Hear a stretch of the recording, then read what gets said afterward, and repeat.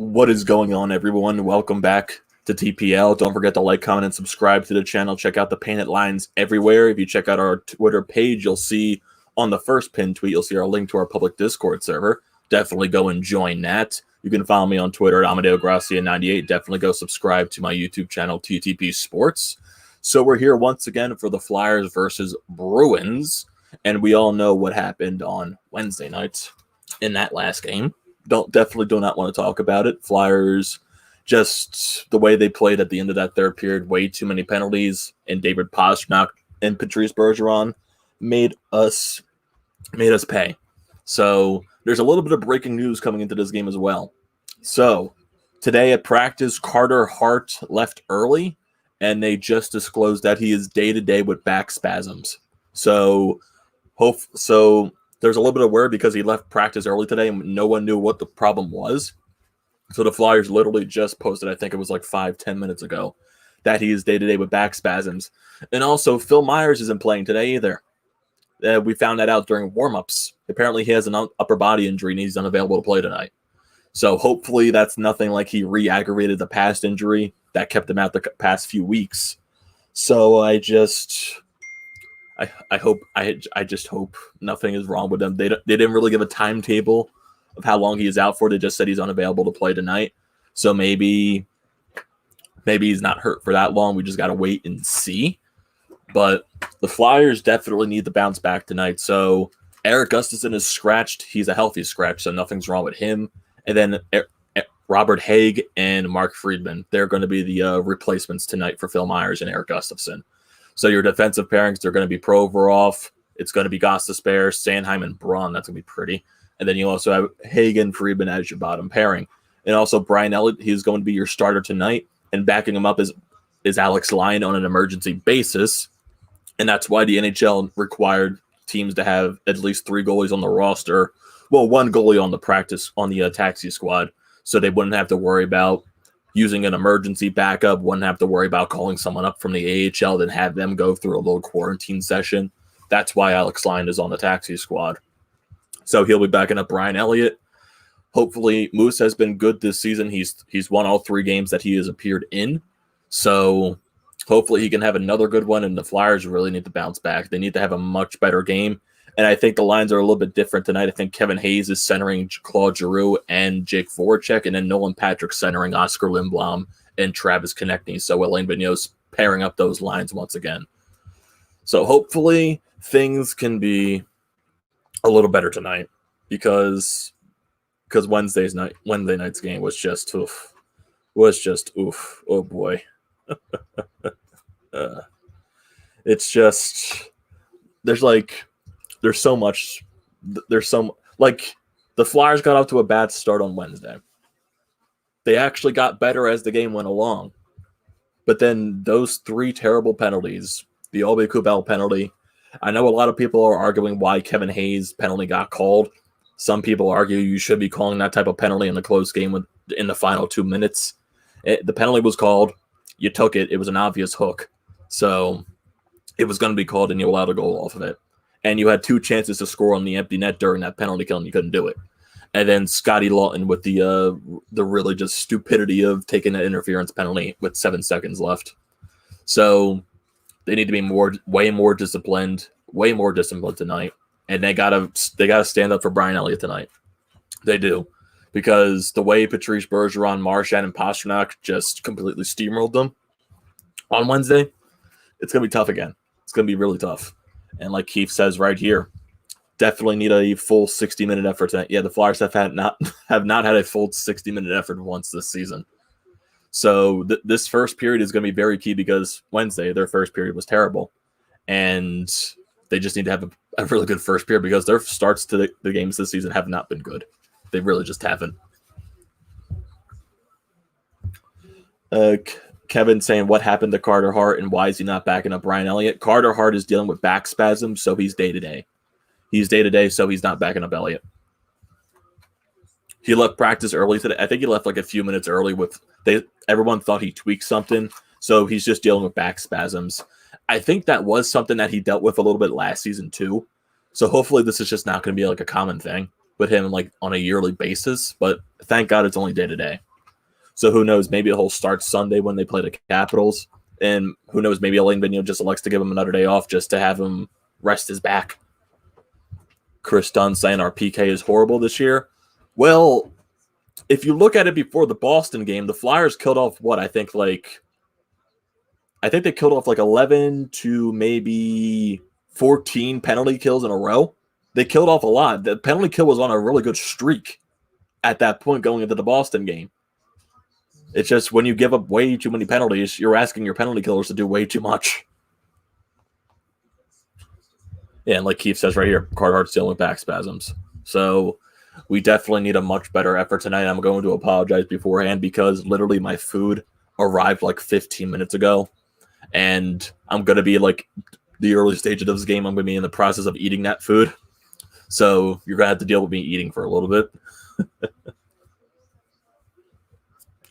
But just overall, they need a much better effort. Much better. And I guess if you want to try to look at things positively, JVR has been flat out amazing this season. He's been very good, very underrated. He's the Flyers' leading point getter. Joel Farabee has looked very well in his past few games. He definitely looks like he has a lot of chemistry there with JVR. And hopefully they can keep up that pace and then keep telling me to chow down. Yeah, thank you for that. Definitely thanks. But also, if you want to talk about some other just sports things in general before the game starts, how about baseball with Trevor Bauer going to the Dodgers? 3-year deal. What was it, like $108 million, and he's getting paid $40 million the first season and $45 the next. And he has an opt out in both of those contracts years. That's just ridiculous, man. He's going to be the highest paid player next year. Well, I think honestly, besides Mike Trout, but I think he's going to be one of the highest.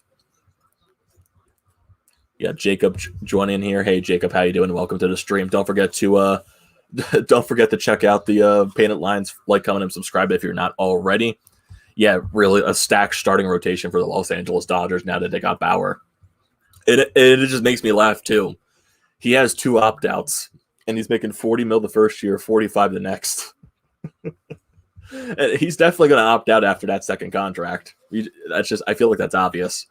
And what is he, like 27 years old or something like that? So he'll be 29, like right in the midst of his prime. Yeah, Keith, definitely a really crazy contract.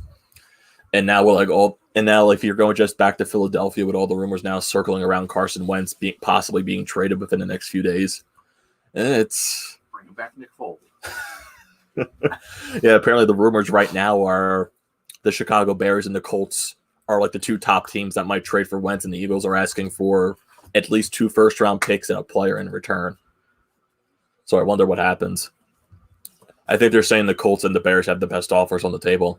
So who knows? Maybe Carson Wentz gets traded on the day of the Super Bowl. Eagles should have kept Foles. I disagree with that. I disagree with that because Foles got benched for Mitch Trubisky. But I'm like at the stage right now where, like, yeah, I'd rather have Carson in Philadelphia, but if he's going to be, I just want it done and over with. So if you're going to trade him, just trade him.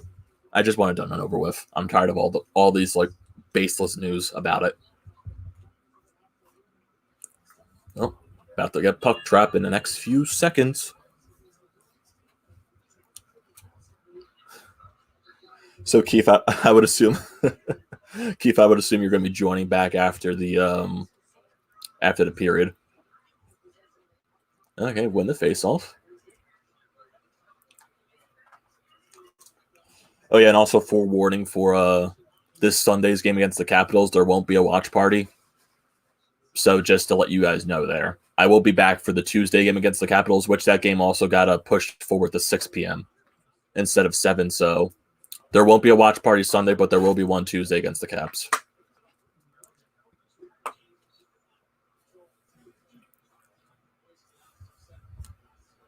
Who do you have it winning the East Division in baseball? The NL East, I'm still going to say the Braves. I still think the Braves are the favorite in the NL East division. And definitely with the Mets not being able to get Bauer, which they were close to. I think they had like the second best offer on the table, but Bauer wasn't going to turn down what the Dodgers offered him. Jeez. Like, when you're making that much money on that short term, you're definitely going to take that offer. I still think the Braves are, like, overall the much better team in the division, and they're going to be the much better team in the division for a while. Oh, you meant hockey. Well, you got my thoughts on baseball. In the Eastern Division for hockey, that's tough. It's really tough. Because this is probably the most competitive division in the NHL. And right now, Boston, with the way they're playing, the Caps are a good team. Some teams you can say they're underperforming right now. Pittsburgh, you could say that. The Islanders, you could say they're a little bit of underperforming. The Rangers, they're definitely off to a very sluggish start. First place, I can honestly still see Boston in first place. With the way they're playing and the way like they're just playing right now. I still think the Flyers, even though with the Flyers and the way they're playing to start the season, they're 7-2-2. You definitely have to think when Couture comes back, they're going to be better, but I do still think they're missing something a little bit, though, even when Coots comes back. I still think the Flyers are a playoff team, but like in terms of competing for the Cup, I don't think they're there just yet. I still think the Flyers are another year or two away from actually being like true Cup contenders. But in terms of like who's winning the East, right now I think it could be Boston. Because right now they're just playing on a whole different level.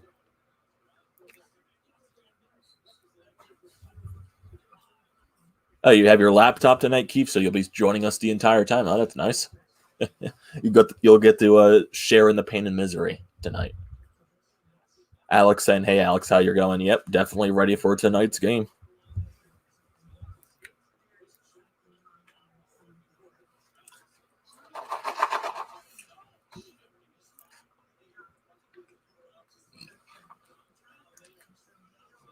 The Flyers have had some chances in the zone. I don't think they've really got that many shots off. But they are going to have to play much better defensively, especially with Elliott net. Even though Elliott's been playing great this season, with the way Boston's been playing, you got to play like 10 times better. It's definitely going to be a different look when you have Hagen Friedman in the lineup.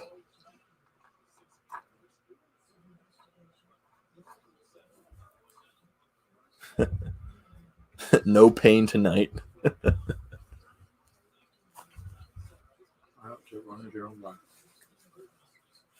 Up here comes Pasternak. Okay, he's of course they're going to have the perfection line out against the fourth. Nice save miss.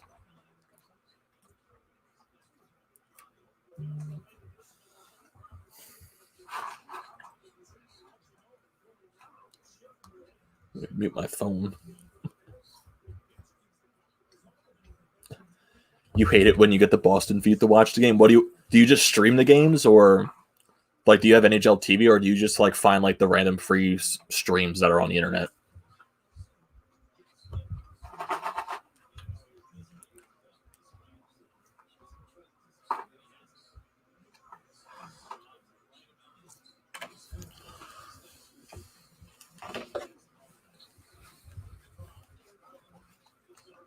There you go. Poke it off. Skate. Come on, skate. Of course. And TK just took a penalty. Did he? Yep.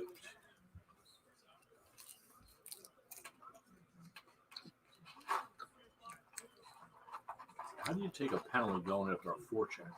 No, it's gotta be against Boston. Is it against Boston? Because it looks like they're going for a face-off in their end. Yeah. Oh yeah, he did. Oh, I thought it was TK.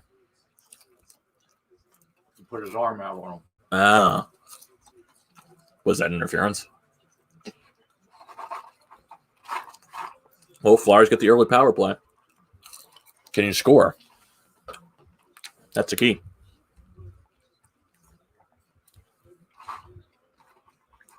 Oh, you're from Toronto, and and Sportsnet shows the Boston feed. That sucks. I would hate that. Oh my God! Shut off the. Oof. G had that one-timer set up, and I think it got blocked or he missed. Nice, Jake. And probably just couldn't keep it in. Penalty kill for Boston is second in the league. Flyers power play is 10th.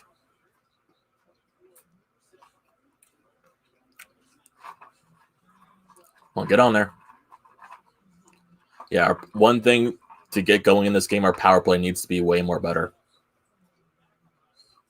And Provorov just missed the puck with the pass. Nice.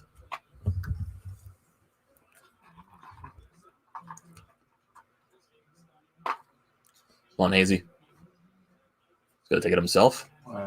And he turned it over. One too many decisions. And now you got someone forechecking Provorov. Two guys forechecking Provorov, and no one's helping him.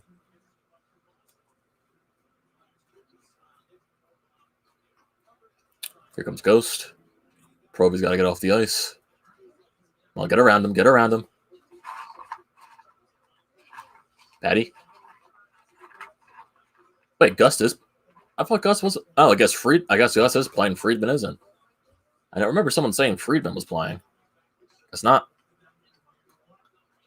Get that, Gus. There you go.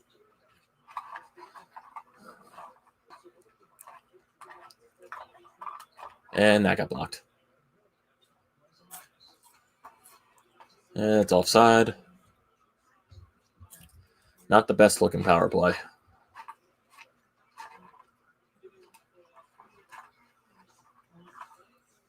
Oh boy, Braun's out there. Push.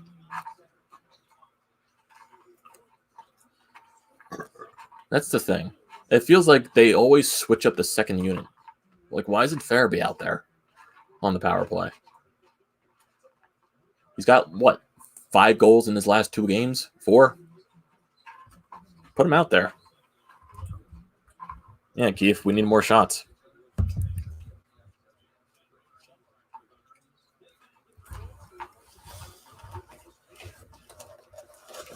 And the container. Let's use them on.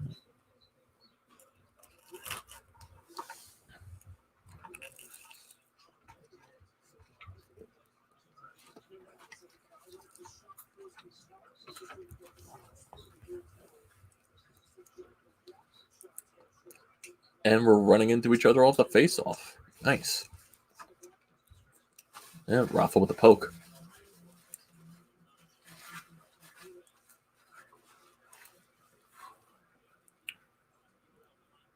Yeah.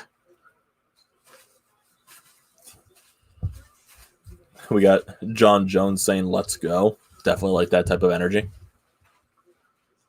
Oh, no, here comes Marchand. Lazan, that was blocked. Yeah, they're getting that. They're getting that first line out every time the Flyers fourth is out there. And Russell turned it over, and that puck goes out of play.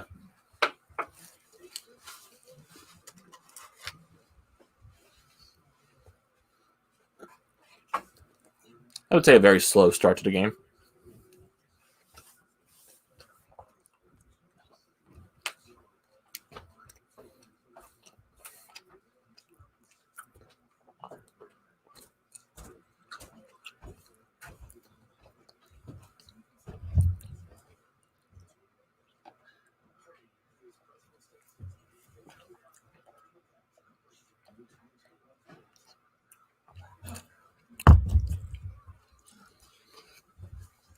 So I guess if you want to keep talking about the Wentz thing, who do you think Wentz is going to end up getting traded to? Do you think it's going to be Chicago? Do you think it's going to be Indianapolis? Do you think some random team's going to sneak in there? Honestly, I do really feel like they're going to break the news on Super Bowl day that he got traded. So it takes away a little bit from the Super Bowl just to be those guys. But I'm not really sure.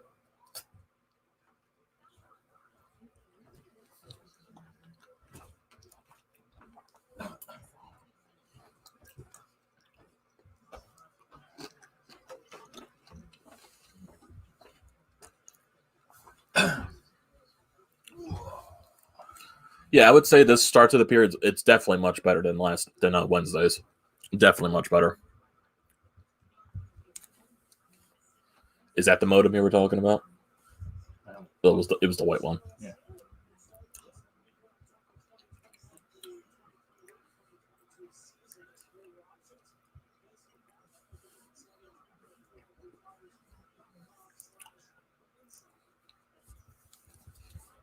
Okay, there's a face-off in the defensive zone, it looks like. Jeez. Highest-scoring trios since 15-16. Pasternak, Marchand, and Bergeron have 507 goals. Oof. Ovechkin, Oshie, and Kuznetsov have 407. Jeez. No wonder why they call them a perfection line.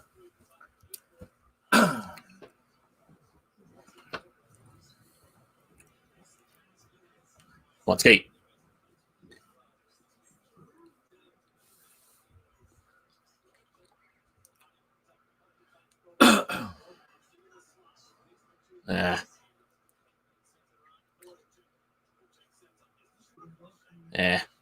Didn't get anything on that. Come on. Like, do you follow that Anthony DeMarco guy on Twitter? Or, like, do you know of him?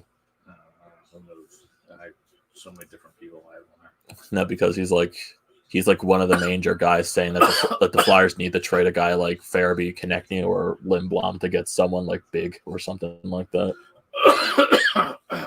Well, if they go after somebody big, that's what's going to happen. I know.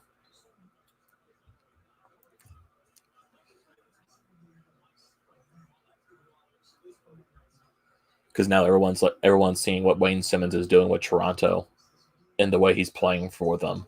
Like they're saying, like we need a guy like Wayne Simmons back. No, we don't. Because everyone wants the team to be more, I guess, physical.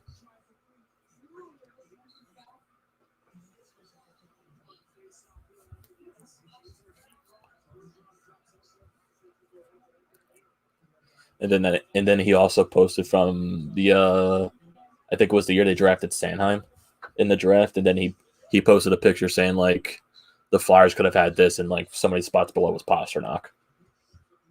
You just never know. You got to remember too. I know the Flyers were drafting defensemen back then. They needed to restock defensemen. They had no defensemen.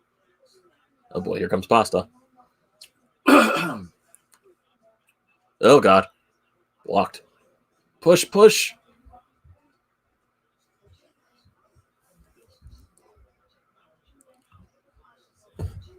You wouldn't.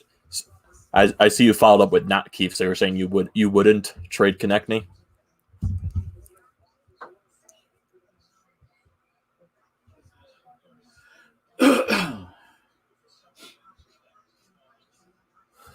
Yeah, there's like so many people right now just hating on Sanheim. Like he's like the new guy everyone's hating on.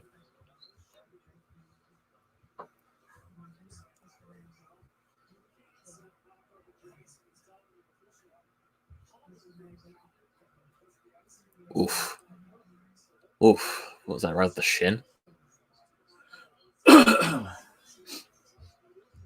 He's still out there. He had to go out there because of the ice. Yeah. The referee told him to get back out. Oof. That was a deflection. But the battle won the Marchand. Nice poke. Skate.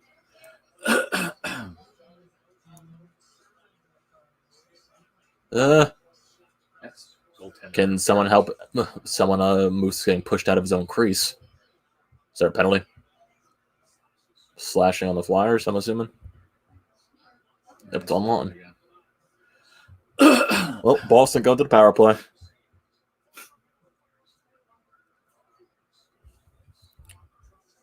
Yeah, I agree with you there, Keith. I do. It just feels like so many people are now ready to like throw Konechny out of town because of what he did in the playoffs last year, or what he didn't do.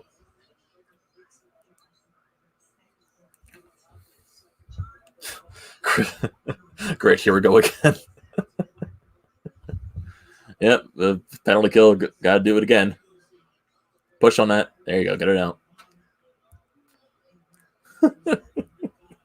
I love that reaction. Great. Here we go. Oh my God, 28th in the league.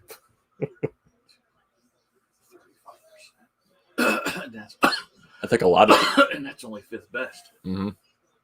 I think a lot of power plays are like really inflated.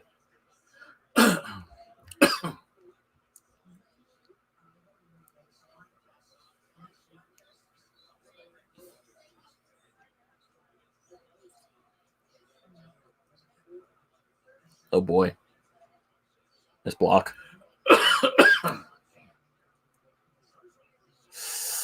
I was afraid that rebound was going to go right to Pasternak. Nice, Moose. Get it out. There you go. Big save by Moose. Allows you to clear the puck. Well, Marchand did one too many things. There you go. Nice, Joel.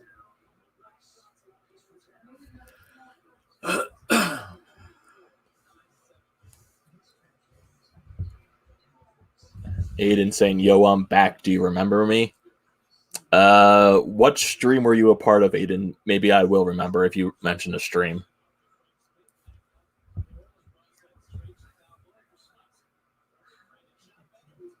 Just depends on how long ago it was.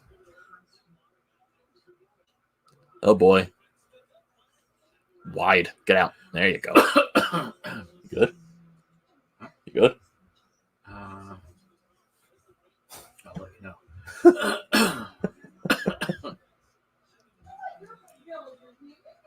Flyers penalty kill versus Boston this year. They're 4 for 11. Oh my goodness. That's 36%. Skate. Get deep.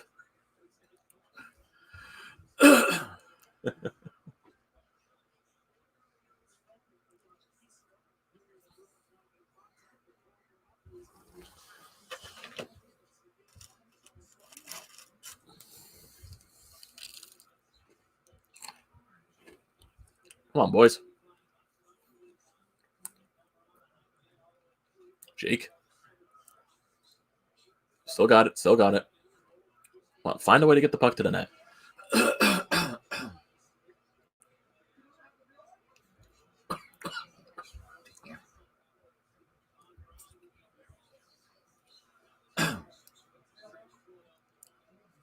There's Lindblom. Oh, you were from the first Boston game versus Philly this season. Yeah, I think I do remember.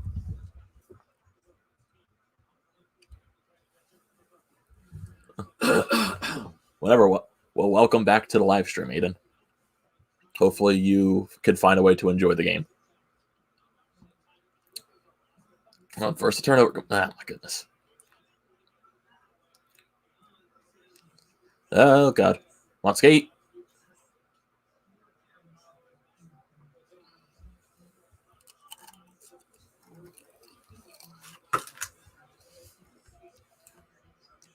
Okay, there's an icing. Get an offensive zone face-off.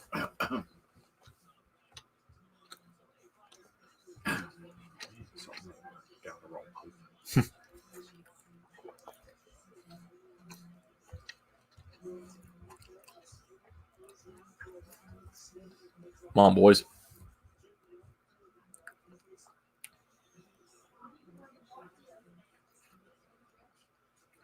Come on, Joel. You kept that in. All right, nice keep, nice keep, nice keep. Ooh, nice tip. Okay, going to commercial. Nice chance there.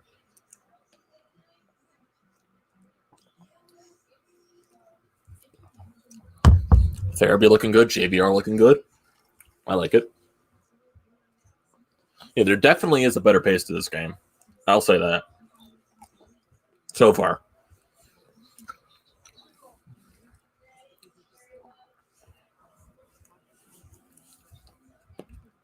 Let's see what it can develop into. I think that's the first thing.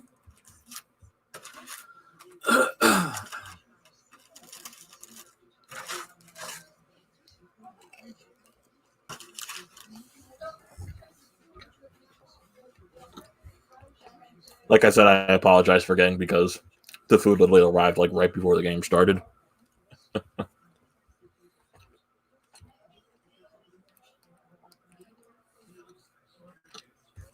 What are the shots right now? Yeah, ever since the first matchup between the Flyers and the Bruins, of Boston has just been on a whole different level since then. I don't think they've lost in a regulation game since.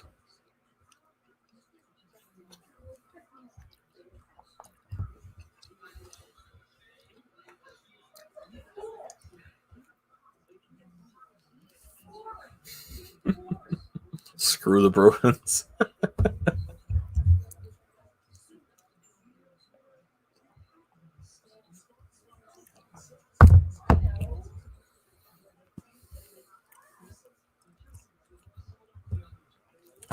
Everyone needs to tell Jim Jackson how to pronounce Marchand correctly. Keith Jones does it correctly. Jonesy should tell him. Wait, how does JJ pronounce a Marchand?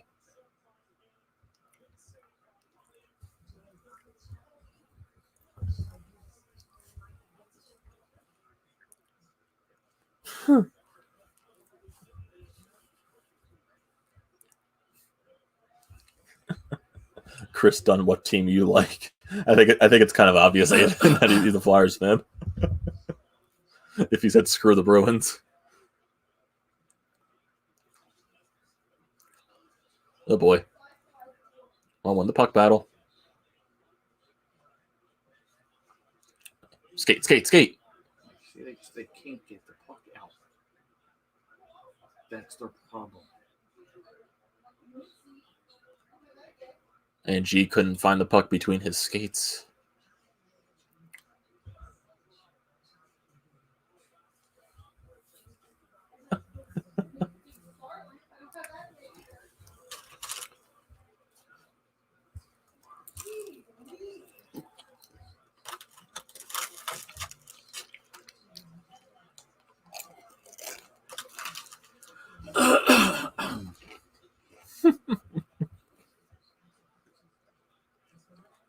Come on, move it.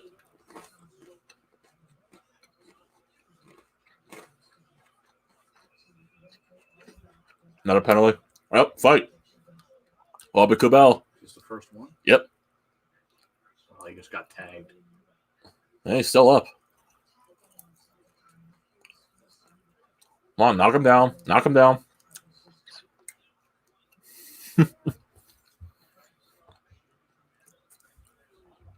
Okay, first play of the Flyers for the season comes from Bobby Kubel. Maybe that's something they need.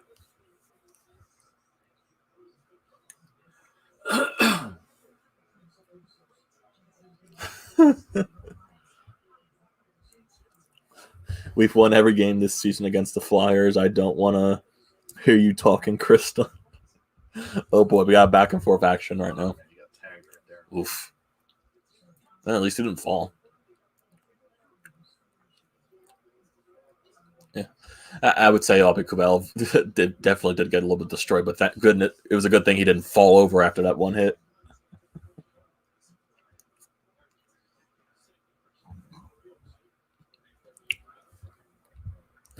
Finally, a fight in a Bruins game. Is it 4-on-4? No. When you get when a fight happens, it's just 2 5-minute penalties, and they both cancel each other out. So there won't be 4-on-4. It was a fight, yes.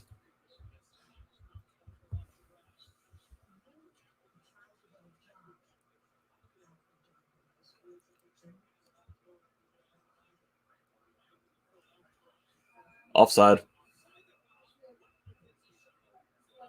Oh boy, things are getting a little rough. These teams definitely don't like each other. Someone taking a shot at Sanheim. Konechny getting it. Oh, someone got a penalty.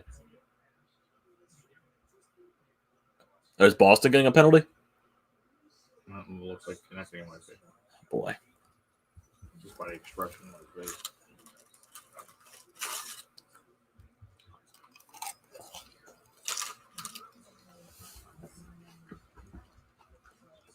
Okay, things getting a little heated up here. I do like it.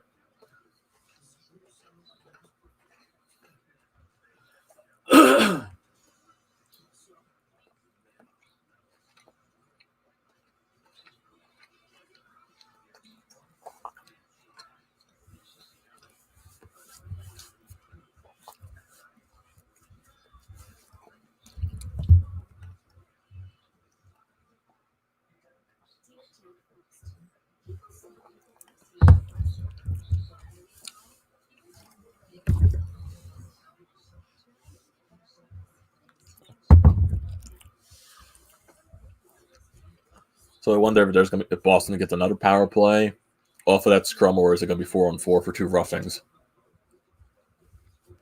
Because there was something going on after that.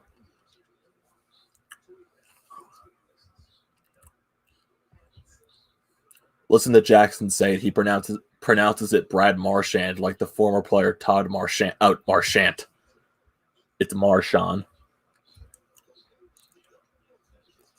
Moran would have been good for this game. Time to bust some heads now.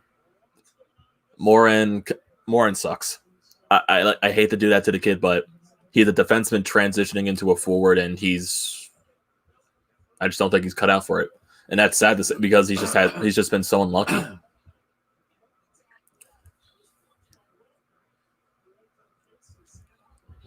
Aiden, does Philly have a rival team? Yeah. Philly's a ton of rival teams. Boston, the Rangers, the Devils, the Bruins. Philly has a ton of rivals.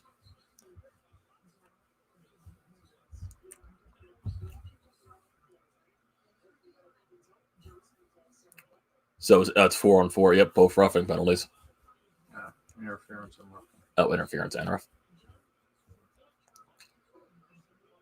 Come on, skate. There you go. 4-on-3. That's a high stick. We just need him to be bleeding.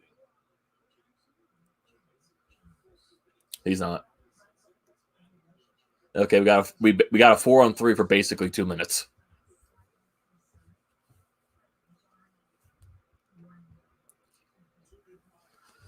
Things getting really scrappy. McAvoy just high sticked Farabee. Oof. Yeah, it was a poke.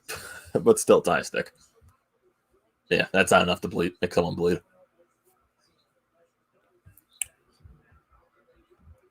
Yeah, Flyers have the 4-on-3.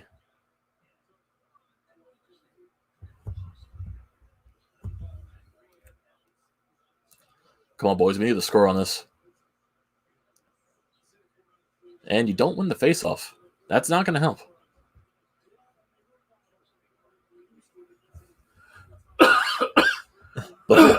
The whole old Patrick division is a rival. We got a couple of Boston fans. Hey, Nate, how's it going? Welcome back, man.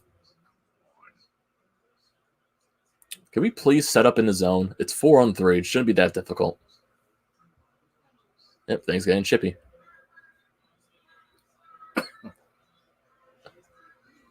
And, of course, Provorov wasn't properly set up. Well, he's going right after you, Hazy.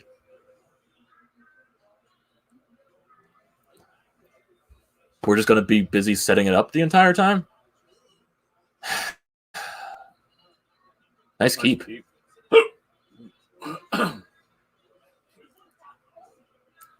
Where's it?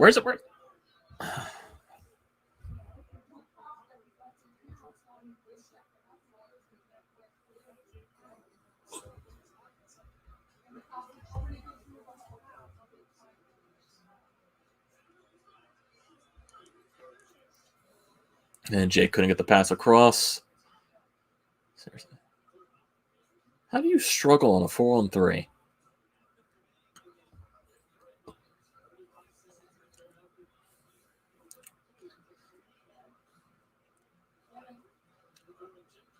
Come on, Jake! Oh my God. There's a penalty. Jake's a passer, man. Is it on Boston?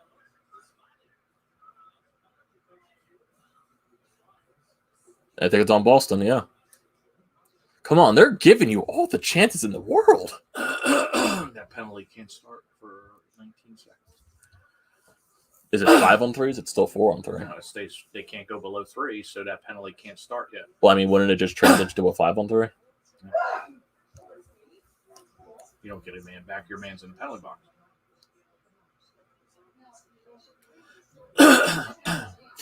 Everyone in the chat saying, shoot the puck, Jake. When he comes out, then that penalty will start. But it should go right back to a 4-on-3 for whatever. How long? Right. On Jake. And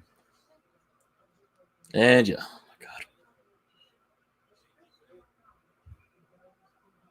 Now what? I thought the ref was blowing the whistle. So we'll see what the next 4-on-3 is. Or it might go to. It's 2-man advantage for 6 seconds, and it's going to be 5-on-4. Right. That goes to 5-on-4. And what? Too many men on the ice.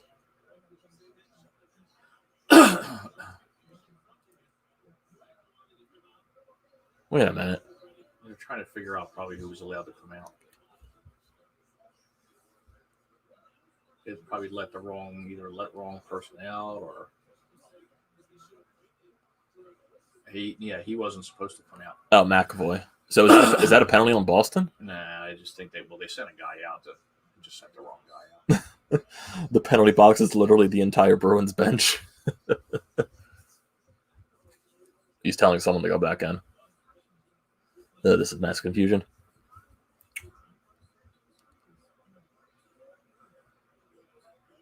Okay, yeah, the refs messed up. Yeah, McAvoy should still be in the box.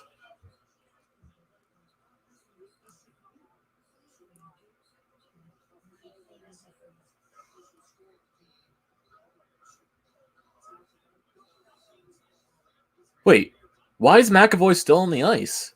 Two of their guys came out. But McAvoy is supposed to be in the box. He took the penalty on Farabee. His penalty expired. Did it? The only penalty that should be counting right now is the last guy who got a penalty. Whoever that last guy did that hook on Voracek, whoever that was. He may have come out Too early. before the other guy came out. So was his penalty the 5-on-3 penalty? I think so.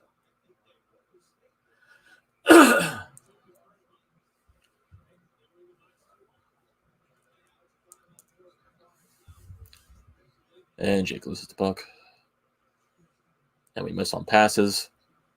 Get there, Jake. That's JVR, never mind.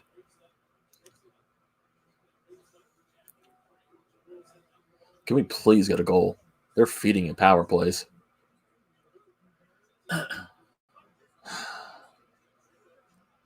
Oh, boy. What are these passes?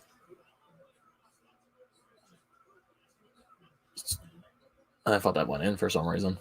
Get their pro. Oh, my God. Well, they're all aligned.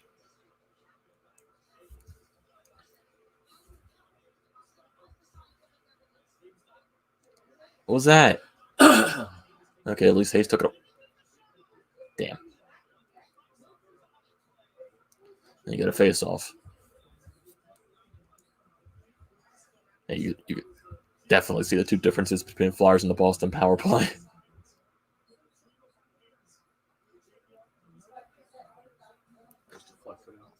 It was. By defense. I don't know, was it? No, I think Rask got a piece of that. Gus, Patrick.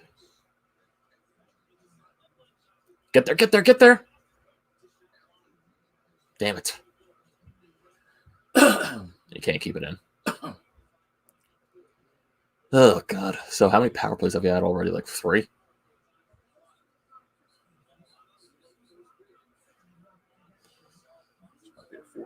Jeez.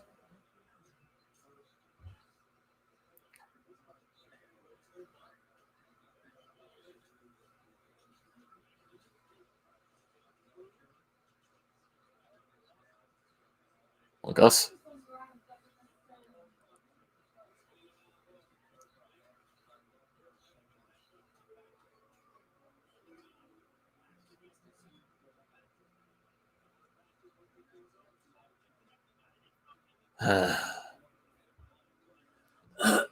And we're going to commercial.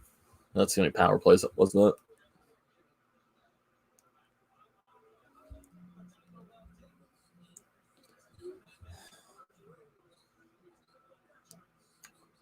That was their third power play. So the Flyers had 3 power plays this period already and haven't scored.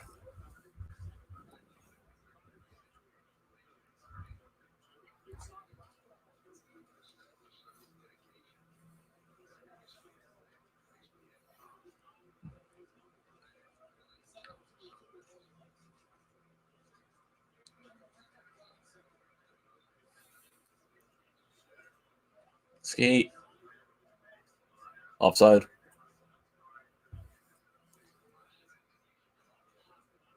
And here comes Pasta.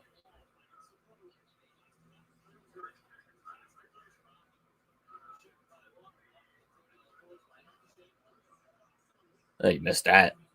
On skate. Fairby Tribal. Oh, my goodness.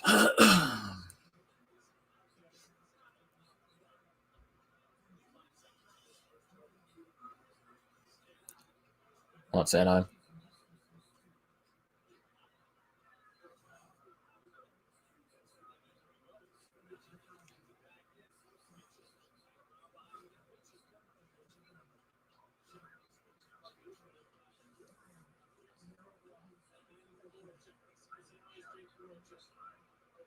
Jake.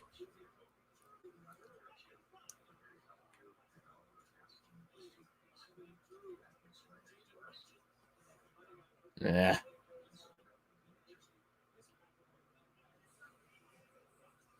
Four seconds.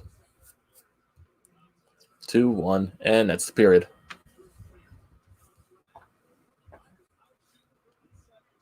Yep. Flyers actually outshot someone.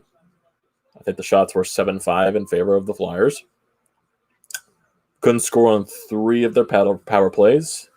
The Flyers lost majority of the faceoffs in that period. But overall, way better first period than yesterday, than Wednesday's. Way better. They got to score on those power plays, though. Had way too many opportunities, and they couldn't do anything. And I know some of you are saying, like, what are you eating right now? I'm just currently eating some chicken nuggets and fries. Ordered from one of the places like a couple minutes away from us. So it's good. It's good stuff. Really good stuff. I'm about to eat the last nugget right now.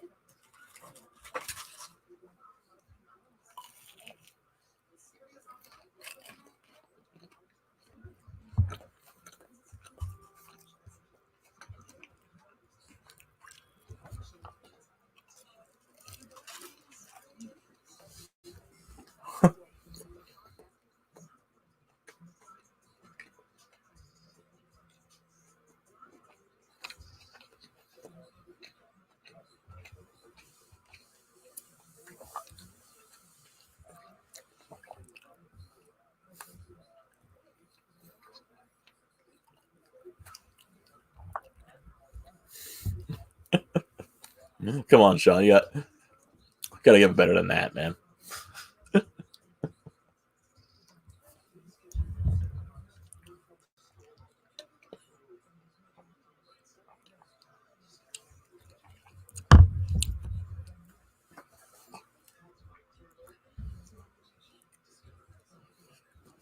I would say the one thing that was good about that fight, Albie Kubel did get rocked in the face. He did.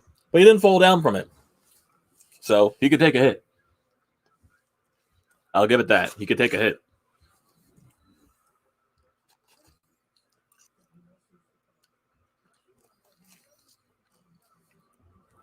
But still, overall, much better period. Much better period.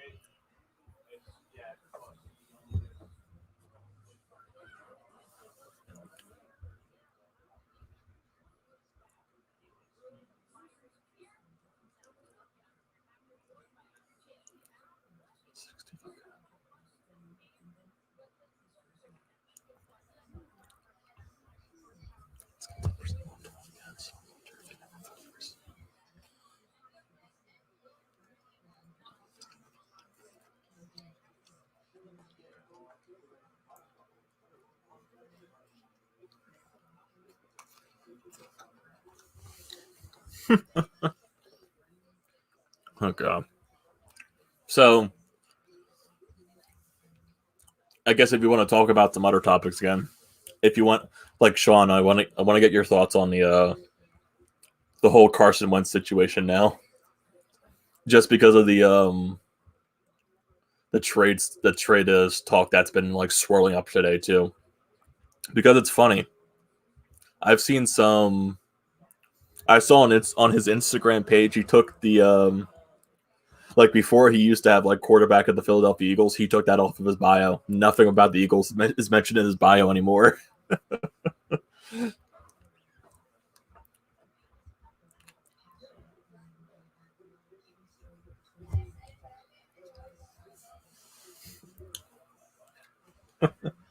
Can someone tell the Flyers it's not a crime to shoot the puck? Voracek 1-on-1 with Rask. No thanks. I'll pass cross crease. See, this is the thing. I understand why, but yeah, Voracek should have shot in that situation. But you got to think of it this way: Voracek is a playmaker. He is always going to be a pass first guy. Every chance that he gets, he is going to try to pass the puck to someone. I know in that situation you should shoot, but that's what he is, a pass first type of player. He's a playmaker. So far this season, the Bruins have always beaten the Flyers. How about some Flyers trivia? Yeah, I could bring up some Flyers trivia if you want it. Let me find some Flyers trivia. Hopefully, because the same website I have, it always shows the same questions.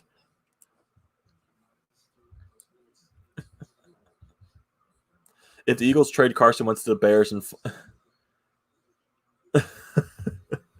no, I doubt Foles will be part of the return. That would be really stupid if he's part of the return, if that's ever going to happen. Jamison Taylor. Hey, Jamison, what is up? Thanks for joining the stream. Yeah, let me find some trivia for you guys. Like I'm trying to. But like I said, the website that I find the trivia on, it's going to be all the same questions, and that's not that many questions. Let me see. And I'm trying to find like something that doesn't like have a multiple choice section. It's like just give me the answer.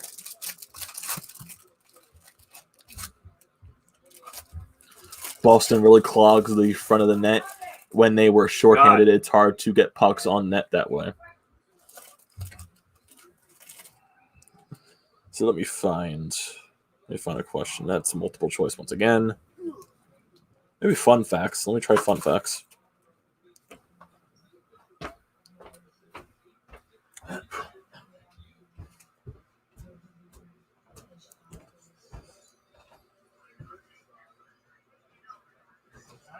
I guess that's not fun facts.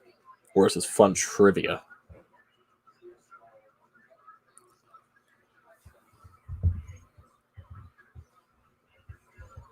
Here's a question. Why is every pro team in Philly always riddled with injuries? I don't know. Luck. Just luck. Rotten luck. To be a matter of fact, rotten luck. Okay, I'm trying to see. No. Asked that question already. This is not. That's the thing. I'm do you guys know any like questions or answers from the 70s about any of the 70s Flyers teams? Because I know like some of you that join the chat often like don't know that much from the 70s specifically. Thank you, Jameson. Definitely thank you for that. So yeah, definitely go check out the Panda Lions everywhere: Facebook, YouTube, Twitter, Instagram. Check out the first pinned tweet on Twitter. You'll see our public Discord server, Jameson. Definitely go check that out. If you go on Twitter, you'll see the first pinned tweet. You'll see the link right to the Discord server if you want to join that. How about you name the player and we give their jersey number? Okay, we could definitely do something like that. Okay, let me go to random. Let me go to like a random Flyer or every player that's played in the Flyers history. Okay, every Philadelphia Flyers player, if I can type.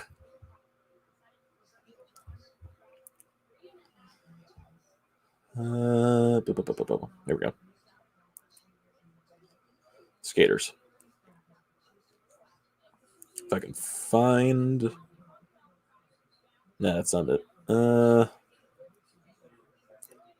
What's the flyer? No, it's Wikipedia.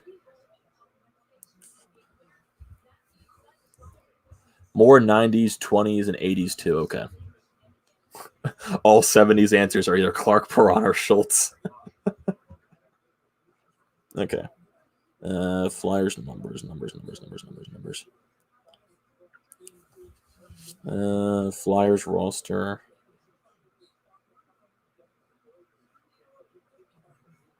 Player numbers. Yeah, not just for the rosters. That's okay. Here we go. Number 2. Okay.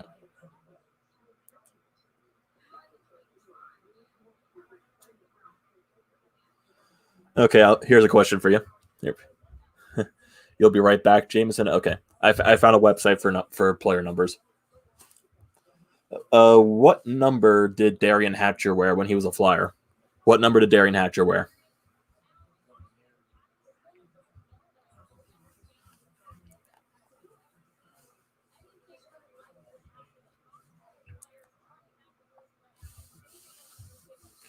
What number did Darian Hatcher wear?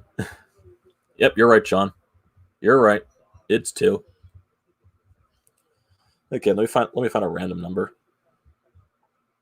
Okay. No. That's interesting. Okay, who was the you're getting reports here that the Colts are looking at Wentz. So yeah, right now it's the Colts and the Bears, I think, are the 2 top teams that are going after Wentz. Okay, who is the only? I get from the looks of it right here, it looks like it's the only player in history. Who was the only Flyer in history to wear number 68?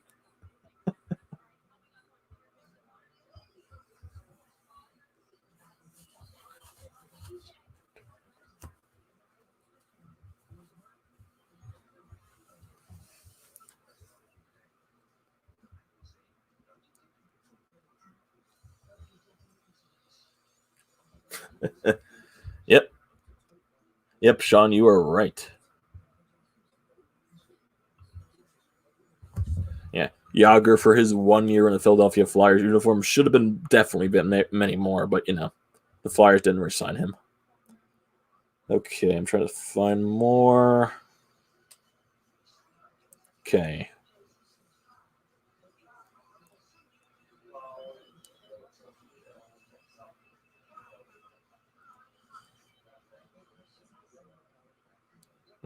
Okay.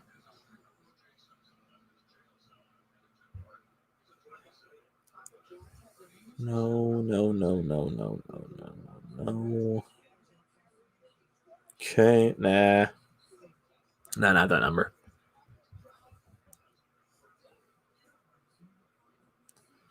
Okay, what was Bill Barber's number? I feel that's too easy. Yeah, but why not answer it anyway? What's Bill Barber's number?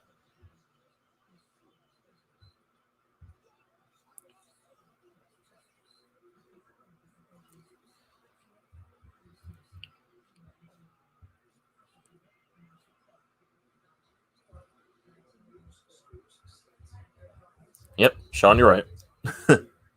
No, Nate, he didn't wear 99. I don't think there was a player in Flyers history. No player in Flyers history wore 99. I think that was solely a Gretzky thing. Okay, here is a good question for you guys.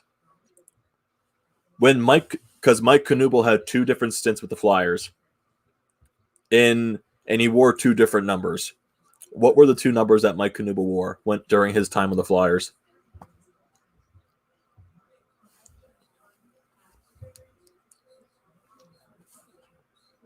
It's 2 different numbers.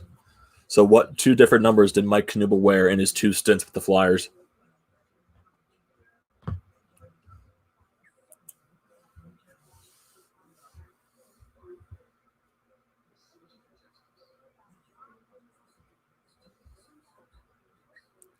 What team were the Flyers playing that night when they retired his number? I couldn't tell you that. I could not tell you that. Yeah.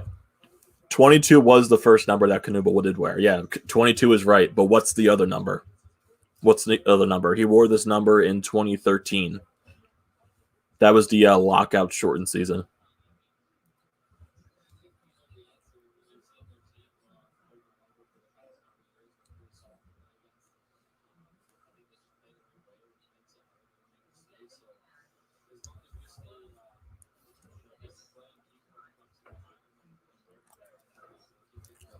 What was the other What was the other number that Knuble wore?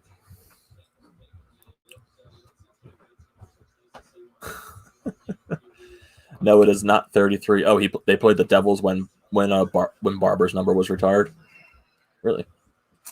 I still want to know why Rob DeMalo didn't wear Rob DeMaio didn't wear number 5. Then he could have been Cinco de Mayo.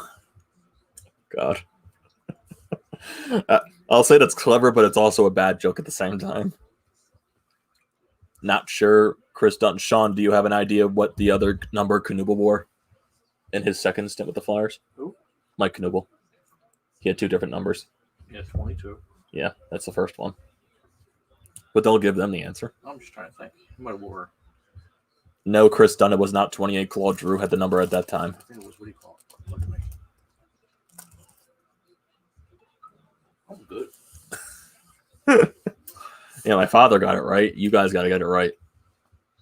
I'll give you a hint. It's a single-digit number.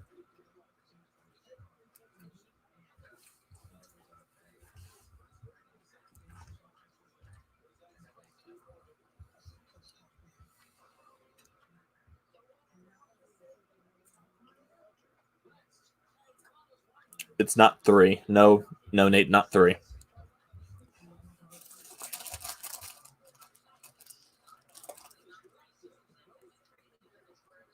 Are you going to bring back Braden Coburn? No. I don't want Coburn back. Yep, Nate, you got it. It was number 9. Number 9. For a case of tasty cake. Oh God. Let's see. What other player can we find with a random number? Let's see.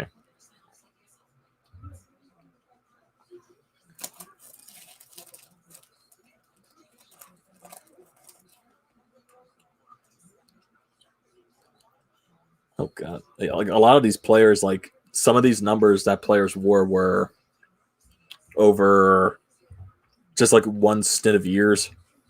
Okay, so Sean, I think you'll like this one. What number did Riley Cote wear when he played for the Flyers?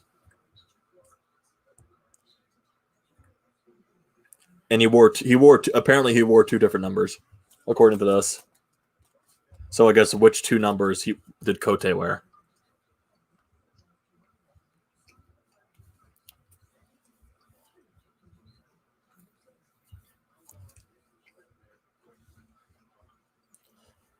Oh yeah, apparently I just got another message saying the hotspot thing is almost. So do you think they never really updated it when you changed the plan, and it stayed on the 15 almost 15? Yeah, it might once the new term starts. It'll reset. It might. Yeah, because you were close to 15 at the time. I was like on 13 something. So you've been using it since then. So whatever the next cycle of this build starts. I think it said like right this. 16th. Yeah. Yeah, I think when you updated it just never updated. No, it's not going to update. It did update. But I mean, like reset itself. No, it doesn't reset itself because you're still in that same month. No, Nate, you are not right. It was not 69 and 2.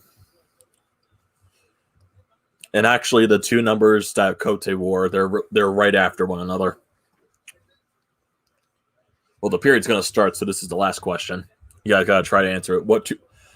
I'll just make it easy. What was the primary number that Cote wore during his time with the Flyers? That he wore. As we watch the period start. It was not 16, Nate.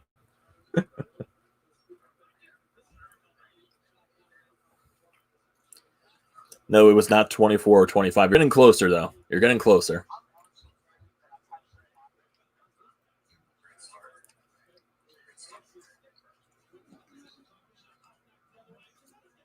Nice save, Moose. Nice save. Well, here's Marchand again. And there's a broken stick getting in the way of everything. And Boston has a jump this period. Getting even closer, Nate. Even closer. Nice save, Moose.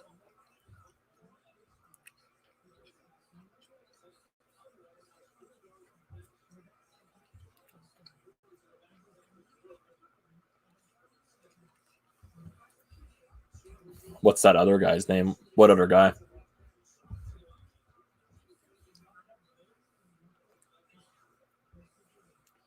Oh, Dibes. What about Dibes, Jameson?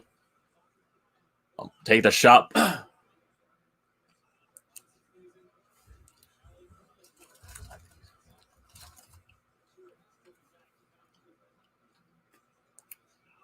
Turnover. Come on.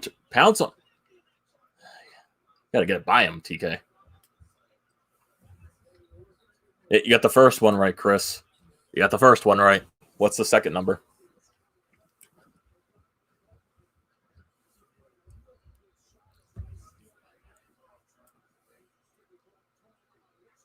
Hey, I think you got the shoulder on it.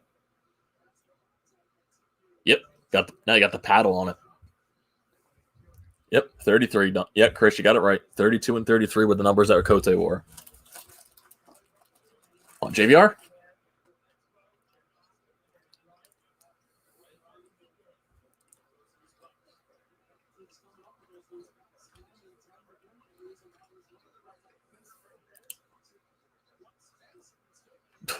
JVR somehow won the battle and got a little shot off.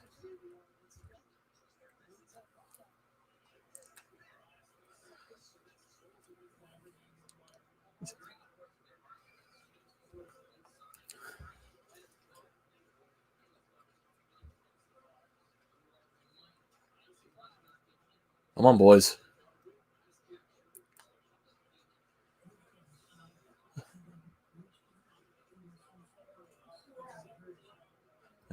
Yeah, so apparently, like what I was telling the people in the chat, I saw Wentz on his Instagram page. He took the Eagles off of his bio.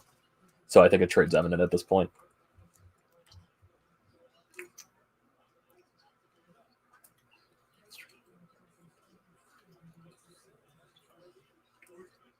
Oh, boy. Couldn't get it. Come on, boys.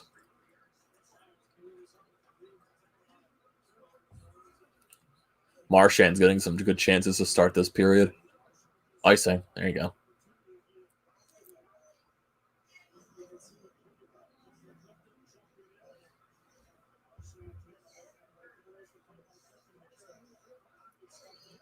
Yeah, he wasn't able to get it enough to wrap it around fully. Yeah, I think he was trying to bank it off something.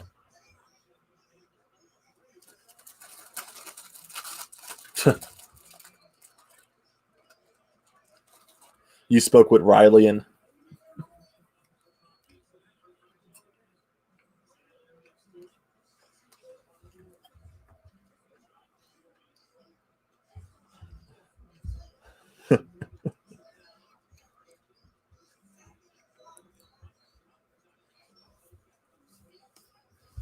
you spoke with Riley and Colby last night. That's cool. Who's that? Oh yeah, the Nasty Knuckles pod.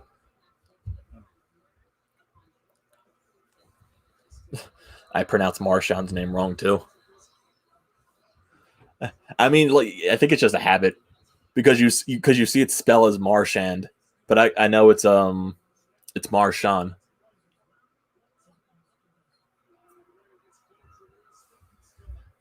I think it just gets into a bad habit of saying Marchand.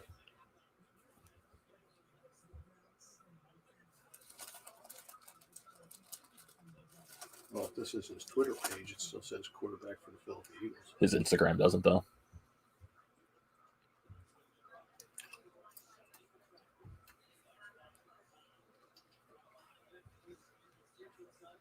Come on.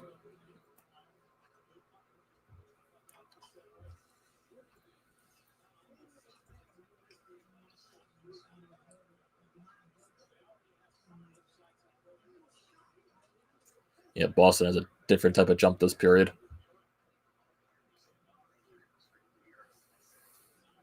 Come on, Nick. Ralph. Of course, he had no room to escape because two guys got back. Just call Marchand a weasel.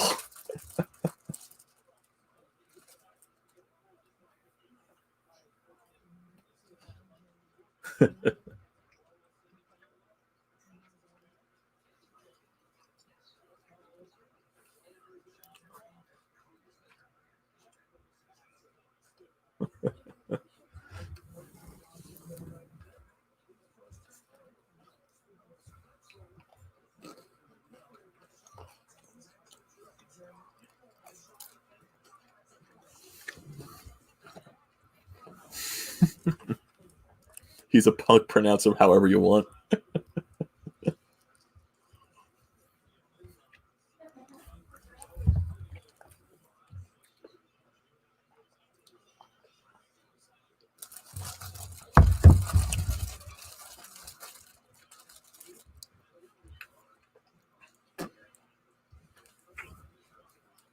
Come on, boys. Win the face-off. Get it up. Let's skate. And, of course, you had no room to. Lindblom. There you go. Behind the net. Get there for... That's Gus. Get back. Get back. Get it up. That's not a nice thing.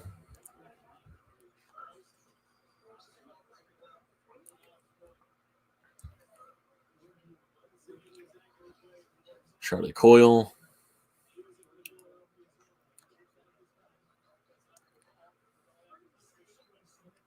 Oof.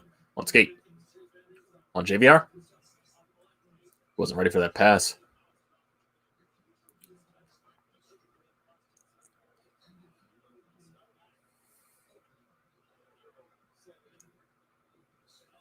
There you go, Moose.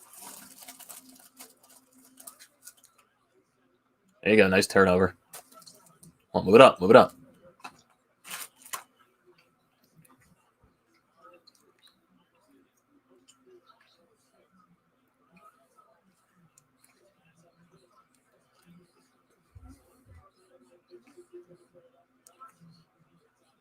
Yeah.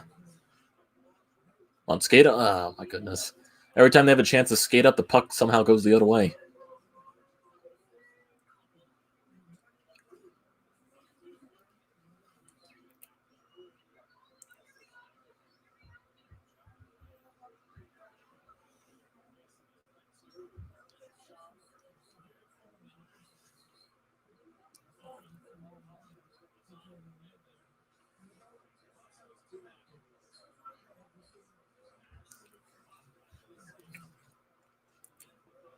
Oh, get it up. Get it up.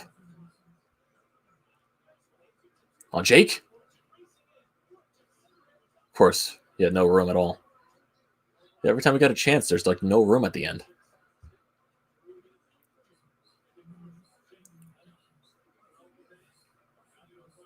Oh, my goodness. Moose. Moose.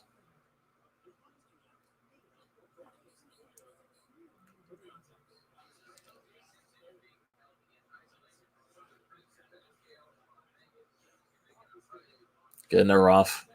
Come on. Force him to make a turnover. Force him to make a turnover. Flyers don't have a shot on goal this period. Yeah, you got a nice eye.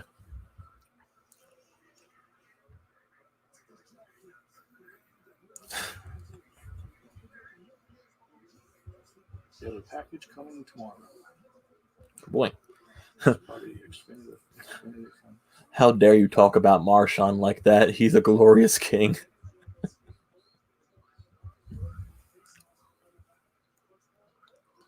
Come on, boys.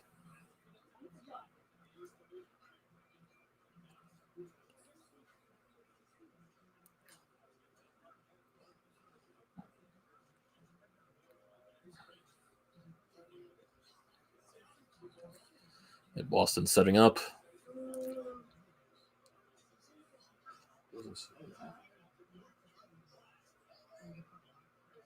And there's your first commercial break. Ugh.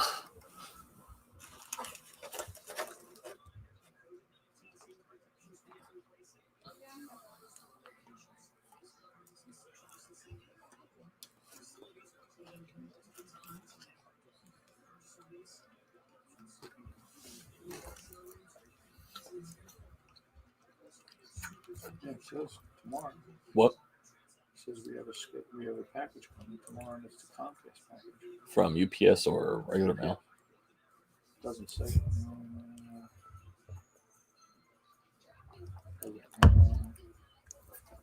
Doesn't say it has to be signed for.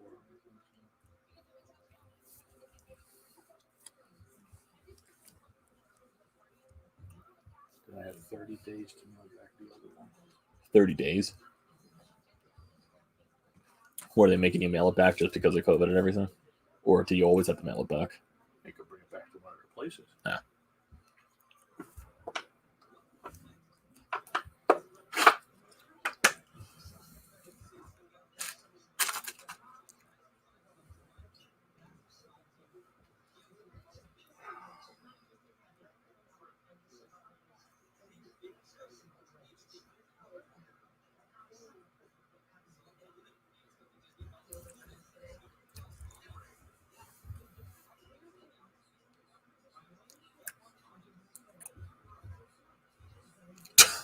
Now he's in the second level.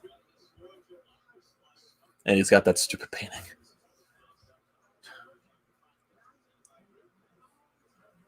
What is that, Gritty's new hangout spot?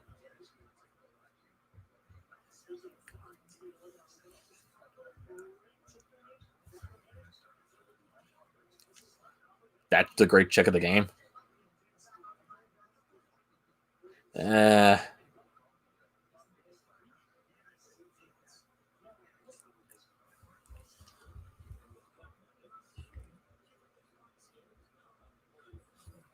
Want to have you guys guessing something. Want it to be confusing, makes it more fun. You must guess the two players. And that happened over 20 years ago. What? What do you mean?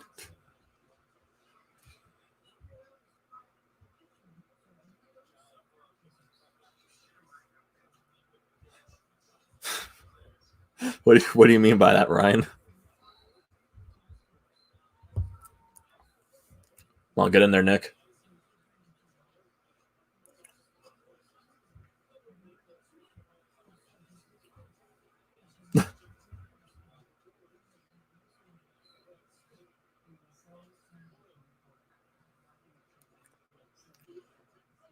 Oh boy. That got deflected. Come on, Ralph. There you go. Bring it up. The line change.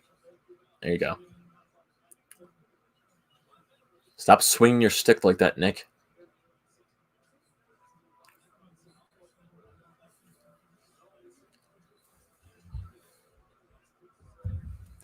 Oh, you're not gonna. You're not gonna say it now because it's too long.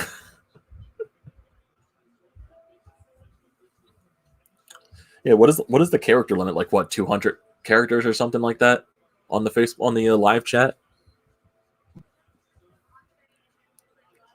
Why would you bring it back?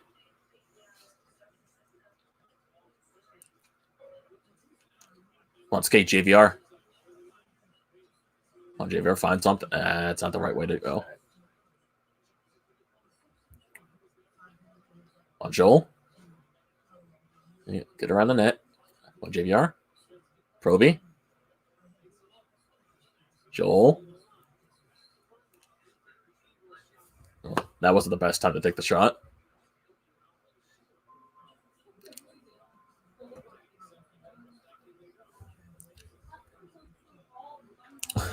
I mean, if you want to ask the question, yeah, you could definitely do it in several comments.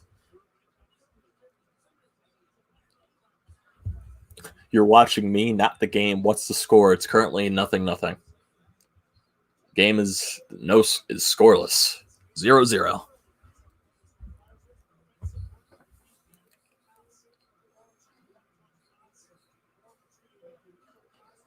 Yeah, we're getting some nice plays. We just got to shoot more. Yeah, JVR wasn't in front of the net that time. Come on, G, win the faceoff. Come on, drop the puck. There you go. What? Ooh. Got the net, Jake. The one time Jake shoots.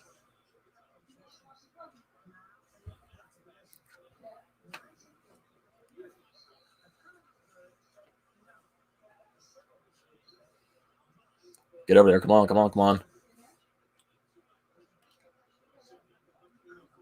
On Hayes. And he lost the puck. Oh, my God. Every time we get the puck to bring it up, we always lose it.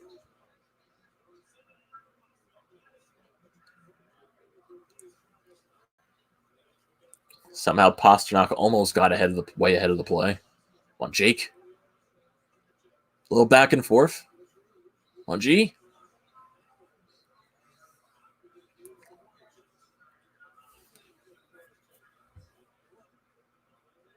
Oh, come on. Put the shot on net.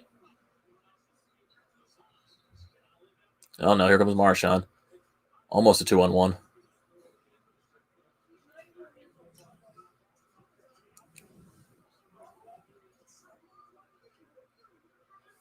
Here comes Krejci. Try to bring it around the net. Come on. Get him off. Almost got. I don't think he got enough of that. Money made a mistake. Bring it up. Go, go, go, go, go. It's not icing. That's not icing.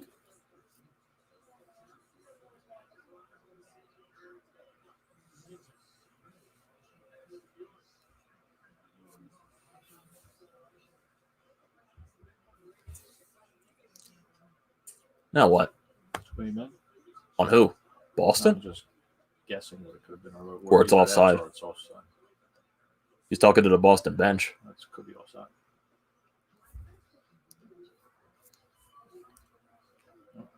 Commercial. Oh, for the casino. They didn't do this when we were there.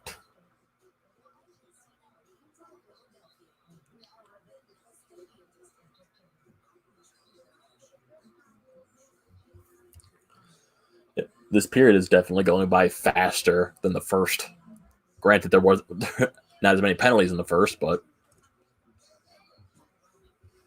definitely a faster pace. But Boston is getting more of the chances, but we are getting some of our own. We just got to shoot more.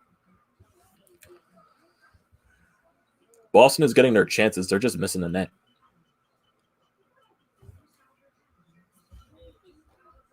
I'm not sure if we are getting a power play, Chris. Could have been an offside, or it could have been too many men. You never know.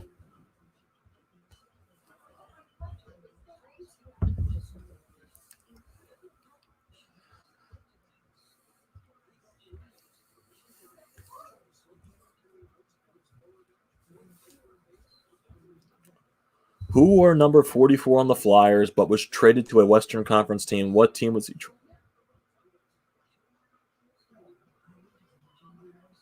Who wore 44 on the Flyers, was traded to a West Coast team? What team was he traded to? Who did the Flyers get in return? He wore number 3 on the Flyers. He also played for the Bruins and wore number 6.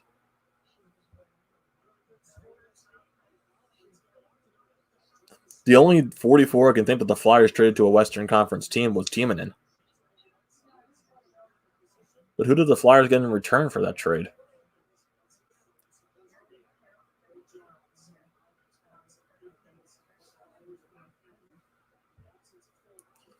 Yeah, like right now, that's the only 44 I can think of that the Flyers traded to a West Coast team. Did you say West Coast or Western Conference? Just said WC. Well, West Coast. It's either if it's West Coast, it's Chicago's not a West Coast team. Chicago's a. Happened over 20 years ago.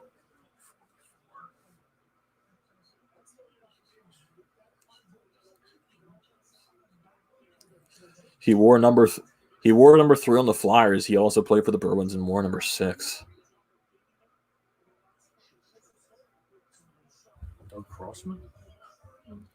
My father says if it's Doug Crossman, well, did Doug wear 44? He wore 3, you said. You said he wore 3 for the Flyers. No, wait. No, he wore 44 on the Flyers, but the person that got in return wore 3. 3 from where? From whoever it was.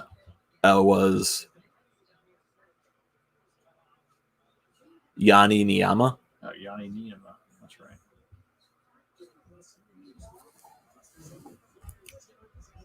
What year was that? Niema? Was that 90s, I'm assuming? Or was that early 2000s? Yanni Niema.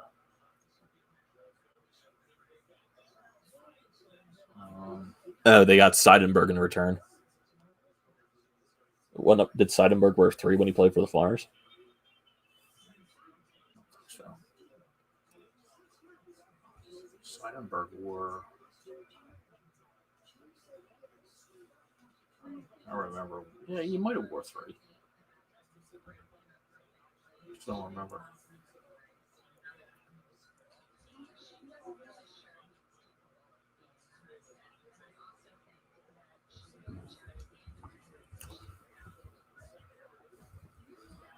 Yanni Niema was Flyers traded up in the draft again. I remember right. So I have so much hope in 19's ability. He can be so good with the puck. How long does until he does something like go to? I still think there is in Patrick. There's still untapped potential in Patrick's game. There is. I don't think he's not going to be that guy that goes 200 feet down the ice and scores. He's not Connor McDavid. Like no one in the league is capable besides Connor McDavid in doing that type of play.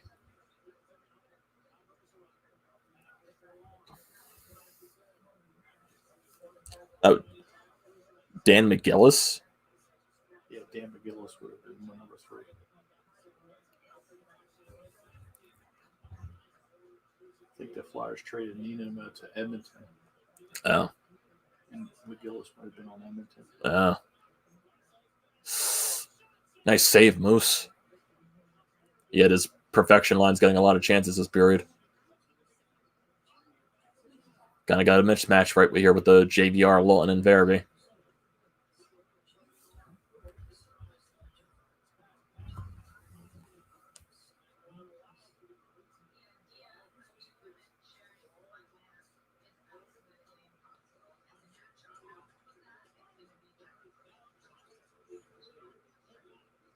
Can't get the puck out.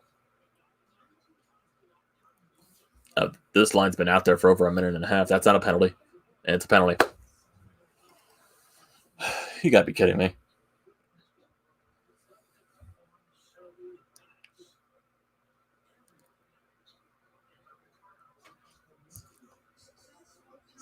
Well, Boston going to the power play.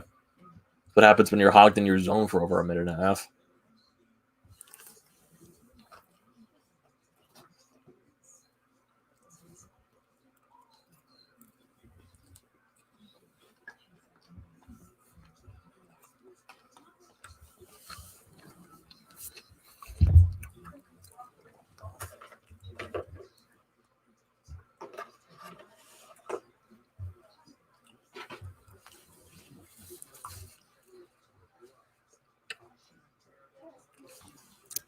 The Flyers would then later trade McGillis to San Jose for Marcus Ragnarsson. I was so mad. I keep saying that was a horrible call. I need to see the replay on how that was called.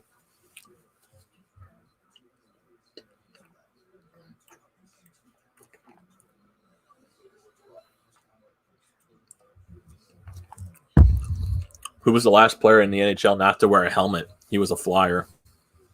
Brad Marsh. No. He's the what's his name? I can't think of his name. Number 14.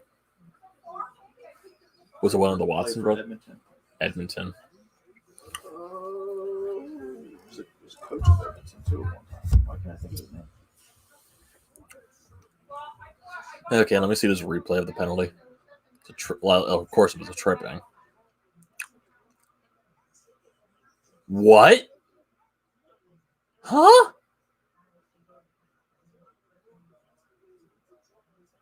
What?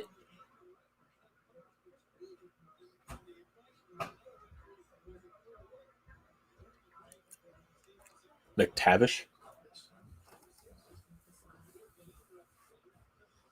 Ugh.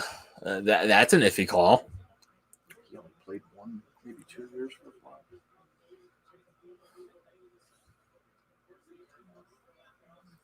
Oh boy.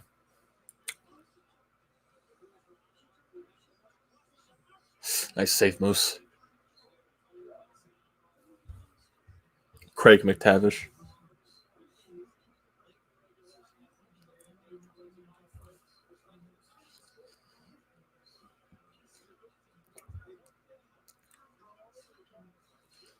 Oh God. Nice save, Moose. Get it out. There you go.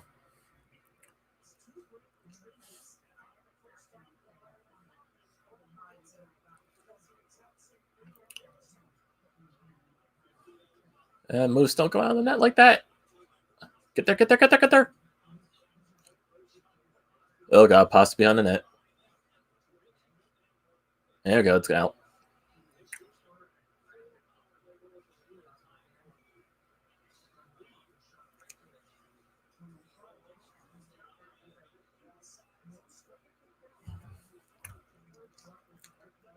Oh, no, here comes Boston. Oh God. Marchand's still out there. Oh, God. You had someone back door. That's out.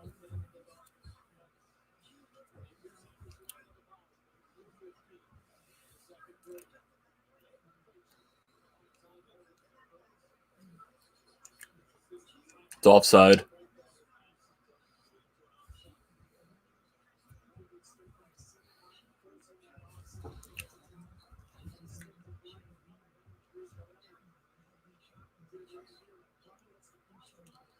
Oh, Elliott got a piece of that.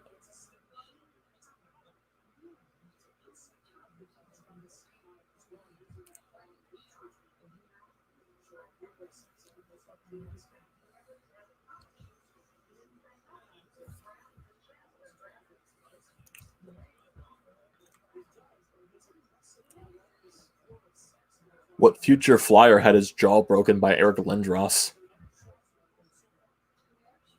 You know that? Uh-huh. What future Flyer got his jaw broken by Lindros?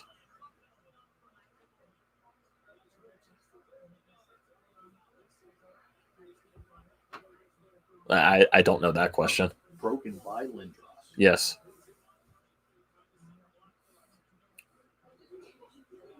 That's out. Let's skate. Come on, Joel, come on.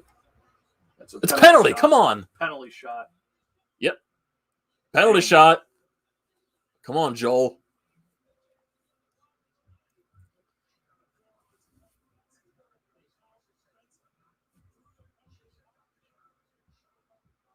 That's the guy that drew the penalty on Farabee.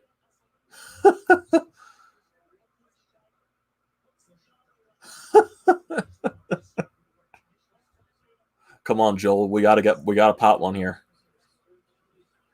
Come on, Joel.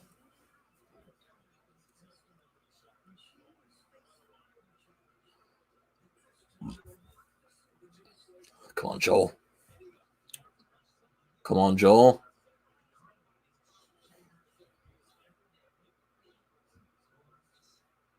It's just like the Flyers in the shootouts.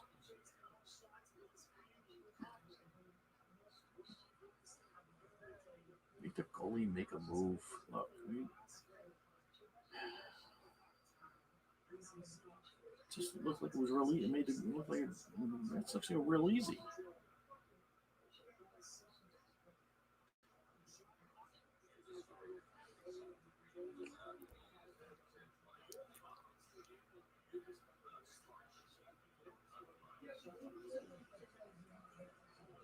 Get a shot on net.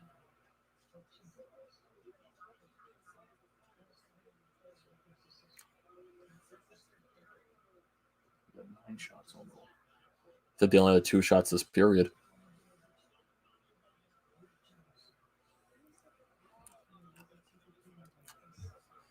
Hit the guy that got his jaw broken by Lindros became an all-time great defenseman. All-time great for the Flyers or just in the NHL? Paul Coffey. My father said Paul Coffey. That went wide. Trying to think of how many Flyers were great defensemen.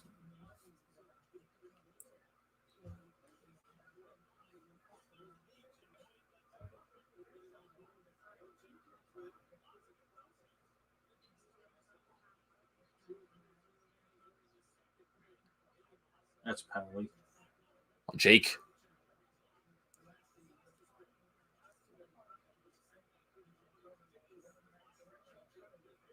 Oh, boy.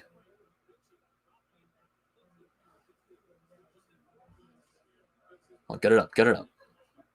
Come on, they ran into each other. Skate, TK, come on. And, of course, they're way ahead of each other.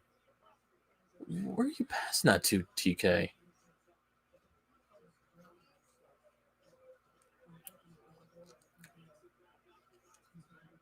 Well, Ghost. And, of course, he couldn't get around him.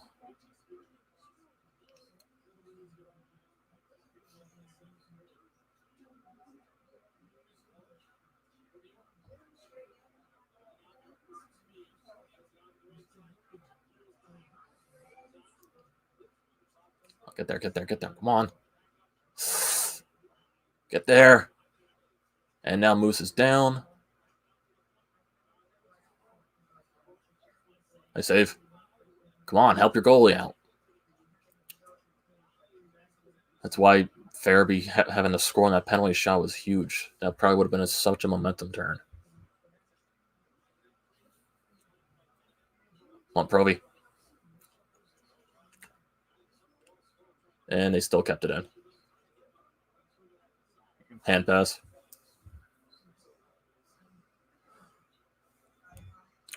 Hence, another hint. He was a part of one of the greatest Flyers trades in history. He gave it away.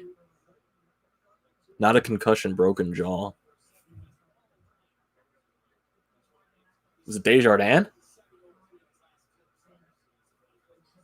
Because did they get Desjardins before Lindros, or was Lindros already on the team? Was it Desjardins?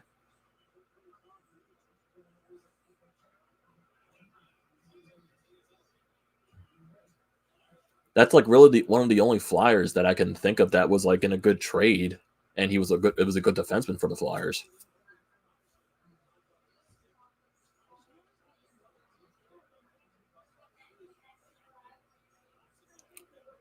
Come on, Patty.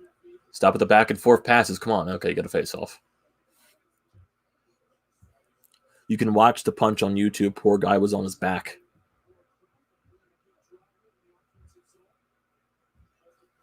I'm stumped.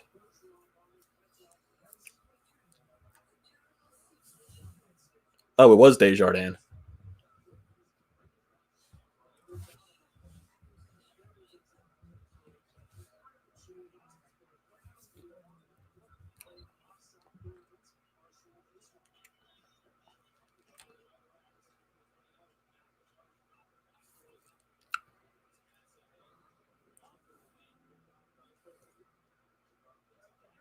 Come on, skate it up. Let's get there, Scotty. Don't take a stupid penalty. There you go. Come on, JVR. Come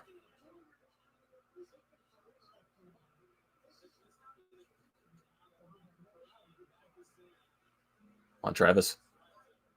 Come on, skate up. Skate up. And that's why someone's in the zone. There's a penalty. Is it going to be both of them?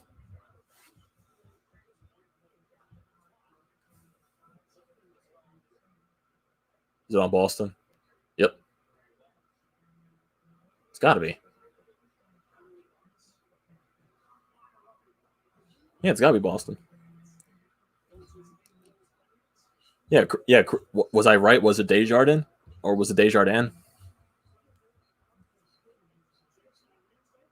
Oh, that.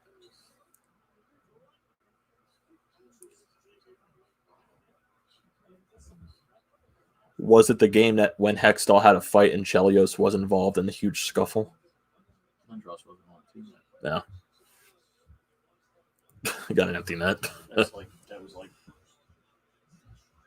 89, 90. Lindros wasn't even drafted yet.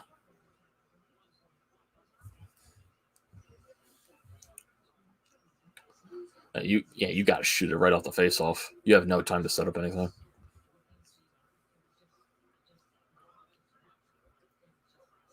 So are we looking for Giroux to shoot it right off the face-off or like bring it back to someone for a one-timer? He's probably going to try to shoot it right off the face-off. And he's not going to be able to.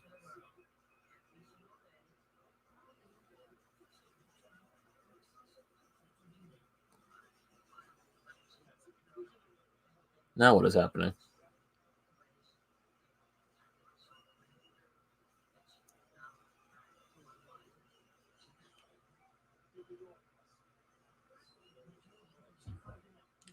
They add time onto the clock.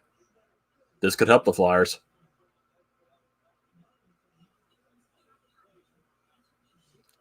Nah, you got to shoot it. Yeah, it's period. We'll start the next period off with a power play.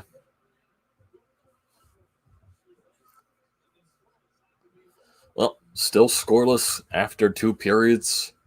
Still would say this is a much better game. Then you got some breaking news out of baseball. Marcelo Zuna re-signed with the Braves. 4-year, $64 million contract. Includes a 5th-year club option at $16 million or a $1 million buyout.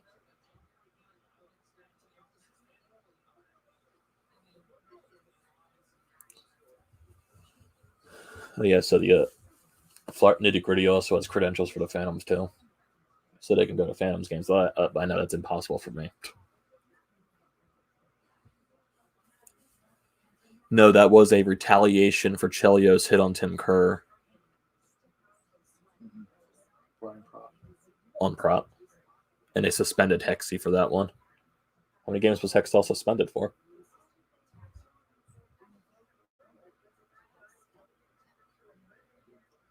I can't remember if his first suspension was 8 games and this was more. This was 12. Yeah. Maybe one was 12 and one was 8. Why'd they suspend Hextall? Because he went after him. Yeah.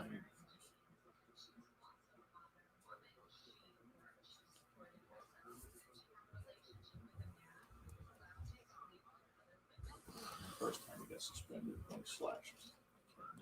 Yeah. I can't remember. One was 8 and I think one was 12. I think.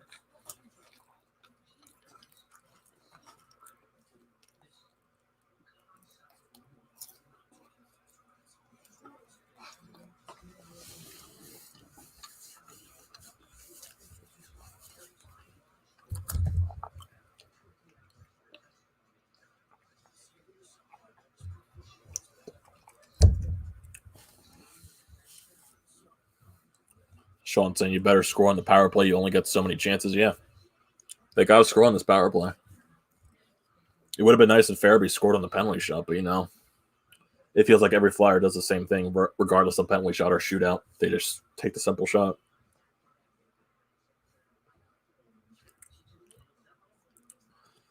Okay, let me see the totals for the period. So,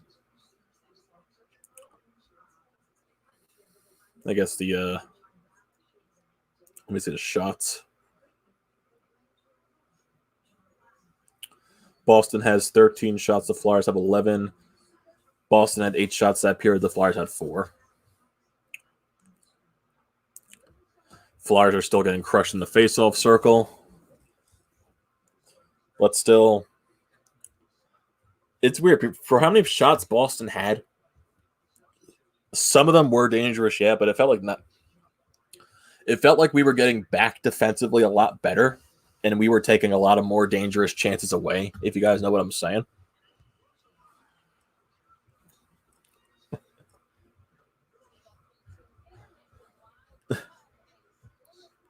Hextall chopped his leg. It was insane. That was What? That wasn't Chris Chelios. What? Hextall slashed Kent Nielsen. Yeah.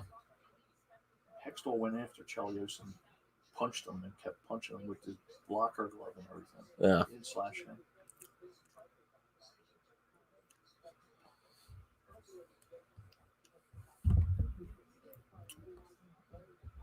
Sean saying he's old and he has a better chance of a penalty shot goal than our players do. I need a Sparky the Seal t-shirt. Huh? I want a Sparky the Seal t-shirt. Who's Sparky the Seal? California Golden Seals. Okay. Yeah.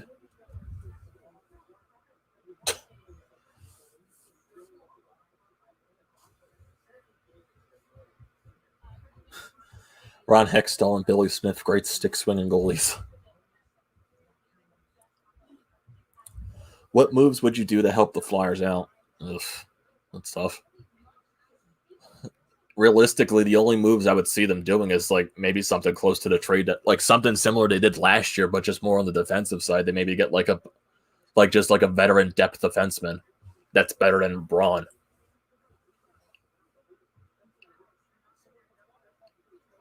I know people are saying, "Oh, why don't we go after Coburn? He got waived." No, Coburn got waived by the worst team in the league. I think that means something. He's at the end of his career.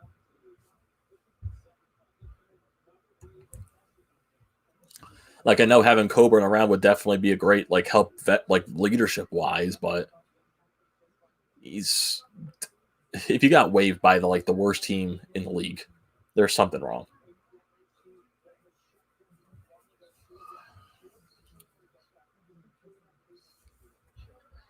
Not that he's a Norris Trophy candidate, but I'm surprised Prosser isn't playing. Yeah, I'm surprised about that too. Why they never gave him another shot. He played good in that one game he played.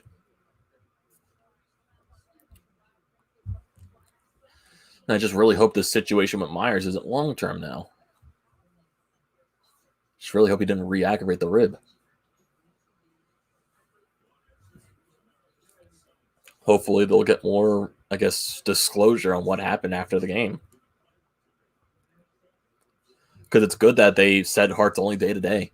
So he has this game off. He'll have tomorrow off. Who knows? Wonder if AV goes with Elliott on Sunday, and they give Hart another game off just to rest his back.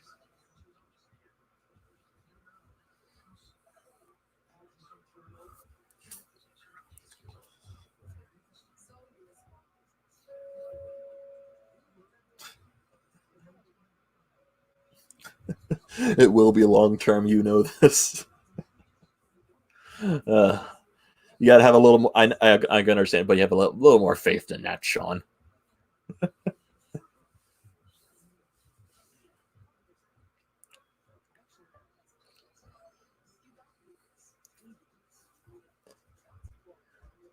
Yeah, Keith. Yeah, definitely. I agree with you. Coburn is way past his prime. Way past it.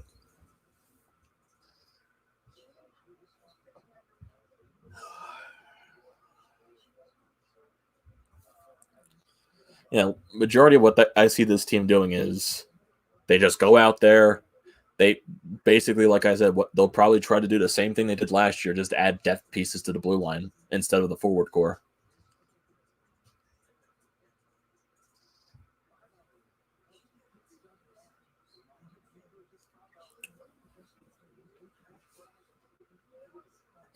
He's an injured Philly athlete. It's never a minor injury.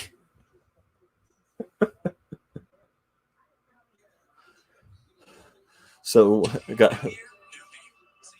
guys, when do you think this? When do you think Wentz is going to get traded? Do you think it's going to happen on Super Bowl Sunday? So that'll be the primary thing they talk about besides the Super Bowl.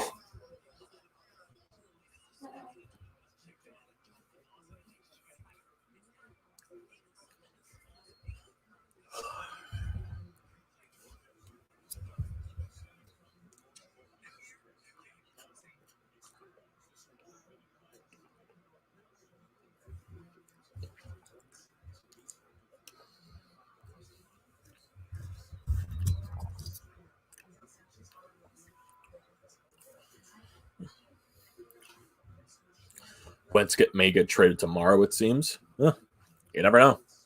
It's definitely going to happen sooner rather than later with all this like news that's like consistently creeping up, and with it saying Chicago, with Chicago and Indianapolis being the top 2 teams.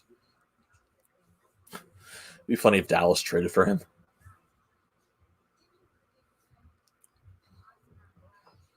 Because isn't Dak a free agent after this season too?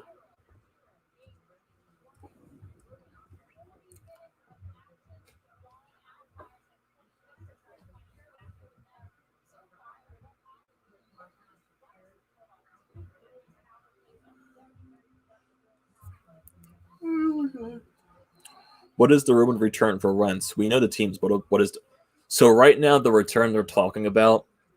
I think the Eagles are requesting, or they want back at least 2 first-round picks and a player for Wentz.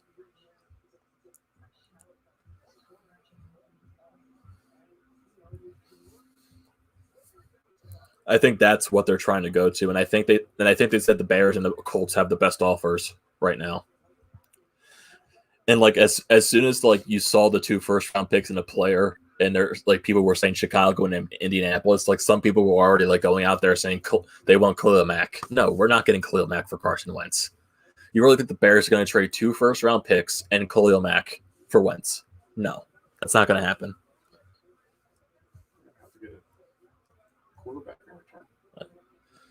No, this is what's going to happen.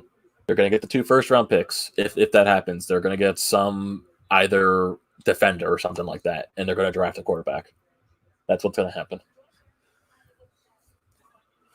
If the Eagles get 1 first-round pick, I trade him. Yeah, they were saying like some of the offers they got where one of the picks were like just outside the top 5, and the other pick was like in the late half of the first round.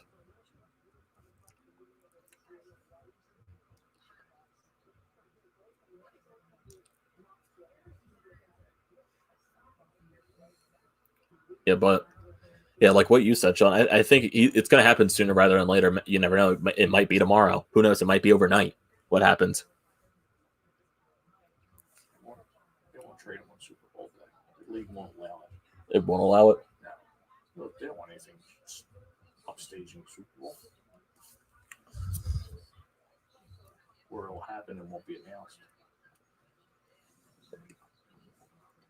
Why do you think there's no hockey games at nighttime? I know. So everything's got to be concentrated on that sport.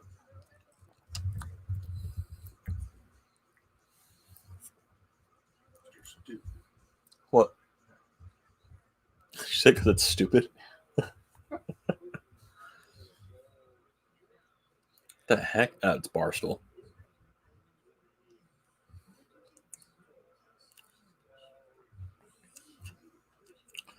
Missed the days of Clarkey picking up all-stars every year. Grant, we had few first-round picks in those years. Yeah, back then the Flyers were like really like crazy, just giving up their like that was the way Ed Snyder was. He wanted to win at all costs, and maybe some of those times it backfired a lot.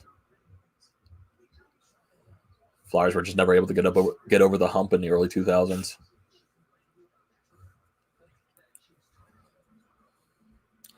Let there be a bidding war. Come from a position of strength. I see him going to the Colts. If Wentz truly doesn't want to be here, trade him now and don't let this build up. Yeah, I'm at the point like I want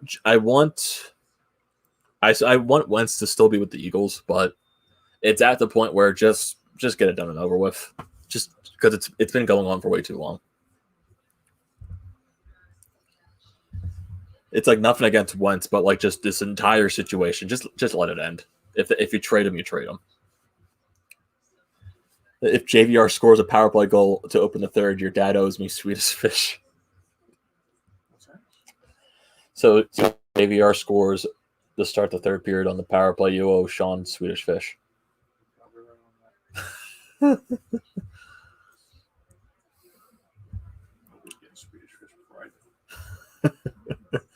Must get a strong return. There's too much invested in this already. Yeah, I agree with you. They have to try to get the best return possible.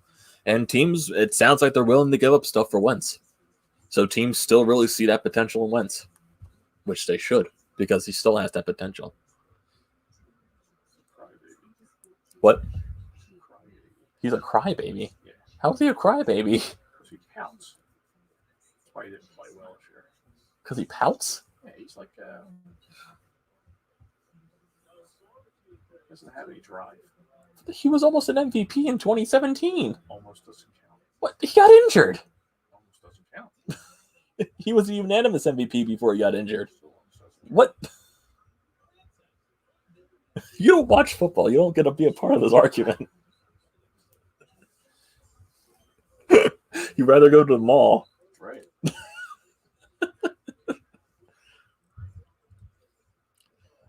Ben saying, hi from Australian b-ball fan, just stopping in to like TPL. Don't know ice hockey, so won't stay, but stay solid, babe. Yeah. Thanks for tuning in, Ben. Definitely check out the band line. Subscribe to everyone here, if you're not already.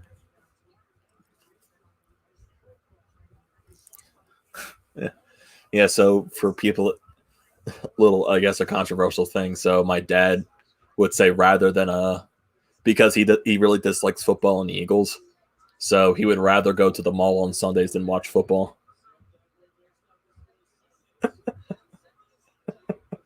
Here we go.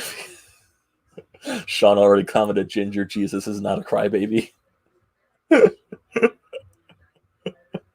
Yeah, so there's your controversial statement. My father would rather go to the mall on a Sunday than watch football, specifically the Eagles.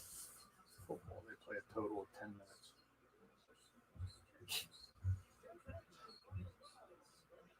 Don't talk bad about him and drops his trade stock.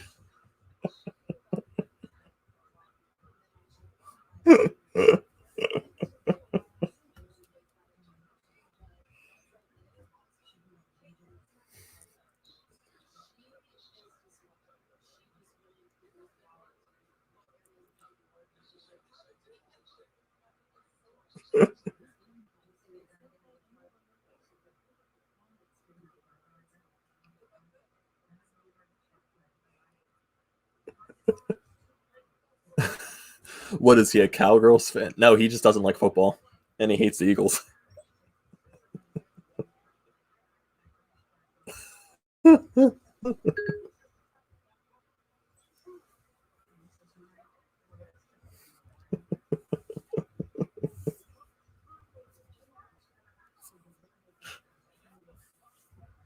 Oh, God.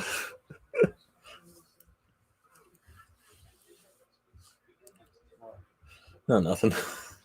Dance while I get sad. What? No, you're just making fun of the celebrating. Got a first down.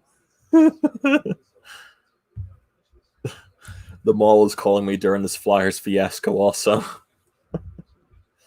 Oh my God, the mall during COVID over Carson Harsh.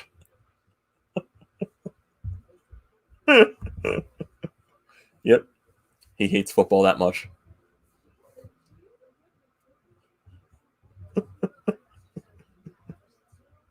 Oh my goodness. And it was funny, one of my buddies that's on the radio for 97.3, I told him the entire thing of what my dad thinks, and he just like doesn't understand the entire situation at all. He just like doesn't know like how to like think about it, and he brought it up on the radio.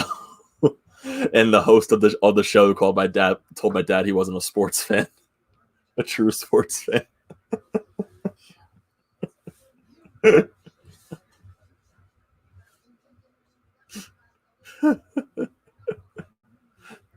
Like we've had this conversation over many times.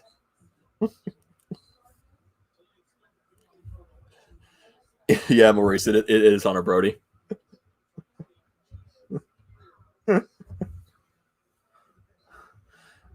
You'll go to the ball during all scheduled Vince Velasquez starts for the Phillies. I don't blame you there, because Vince Velasquez does suck.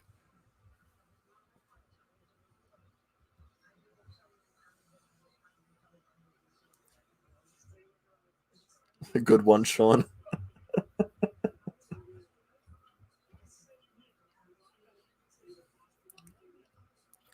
Yeah, Sean, what's your thought on Bauer going to the Dodgers? If you're still in the chat, besides paying attention to the game, or are you at least happy he didn't go to the Mets?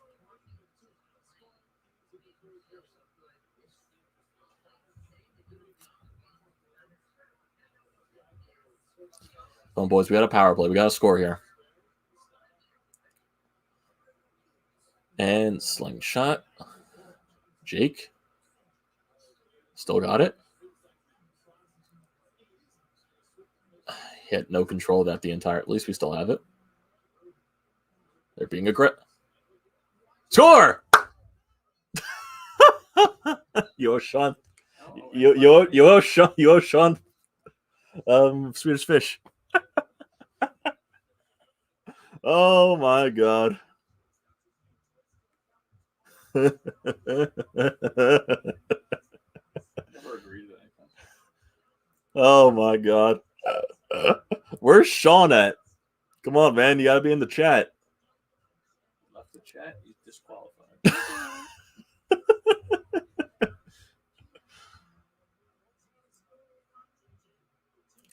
5 holes. Chris says, I don't know how people still go to the malls. Prime, baby. Well, I just go why not to watch football. You go to the mall just for Christmas shopping. Come on, Lindblom. Oh.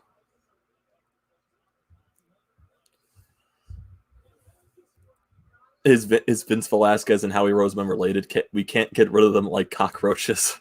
Where's the advertisement on the? Is that it? No, it's sublimated advertisement. No, it's a graphic. On the ice? Yeah. Okay, because it said like the Flyers were in Washington. Yeah, it's a graphic. That's why it says sublimated on there. Or superimposed. It's like the ones that are on the boards. No, the glass. Same difference. Yes, it is. It's part of the boards.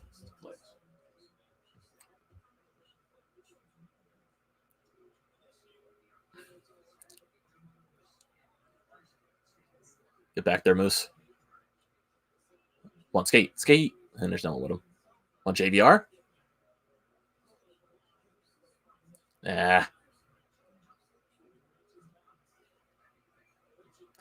JVR is earning that money now. Is that Flyers game on national TV? Yes.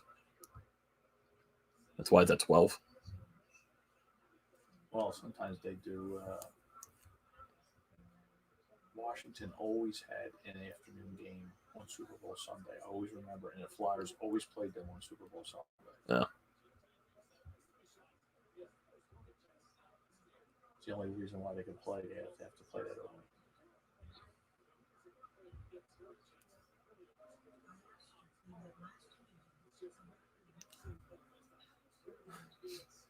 Caden Talks Sports saying you're a Bruins fan here and you believe this is a preview of the conference finals? I don't think that's possible, actually. It's not possible this year. Because if you go to the playoffs, the first 2 rounds are interdivisional matchups. So in the first 2 rounds, it's going to be all Eastern teams versus Eastern teams, Central versus Central, West versus West, and Canadian versus Canadian. So I think the conference finals are going to be from teams versus each other from different divisions. So if it's like East versus Canadian or like East versus Central or something like that, it's only going to be the first 2 rounds are interdivisional. So this could be a first round matchup. This could be a second round matchup. It can't be a conference final though.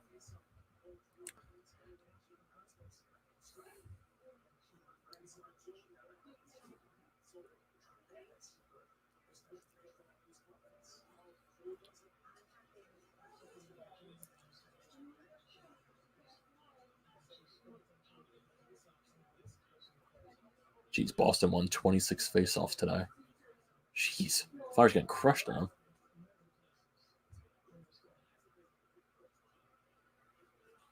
At first, I thought that thing in the center said Flyers in the wings. Yeah. It's like, what did I ever type in the Flyers? Save Moose. Oh, God. Skate, come on.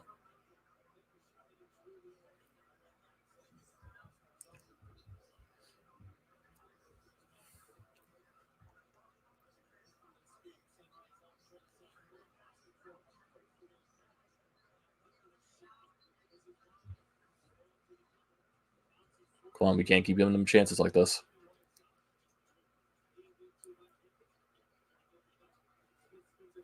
Doubt.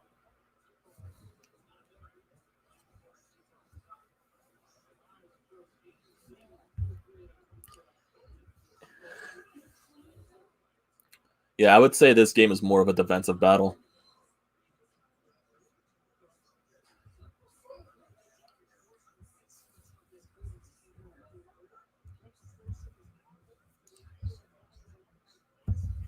No, the first two rounds of the playoffs are interdivisional this year, just because of the whole setup with COVID.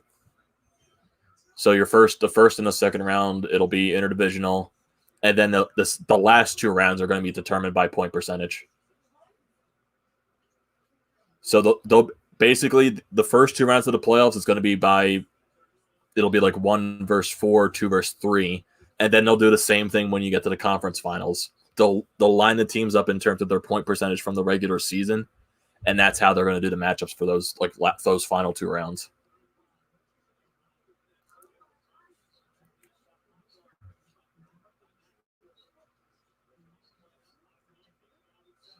Oh boy, Pasternak, you got Marchand going up the middle. That's McAvoy.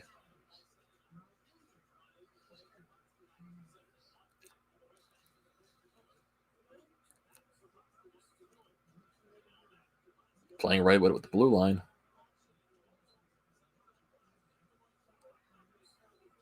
On Joel. There you go. On Joel.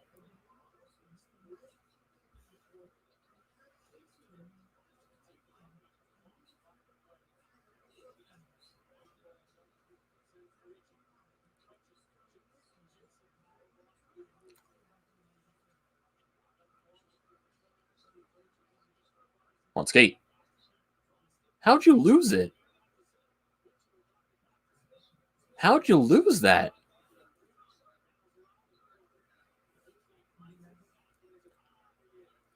It's not a nice thing.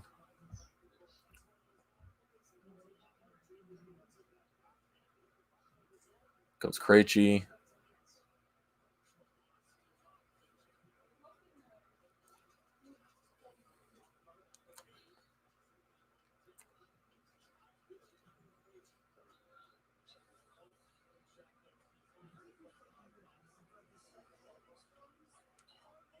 That's icing. Oh, Jake, come on, get the guy, come on. And of course, he had no room. Yeah, get the face off. He couldn't get it to his forehand.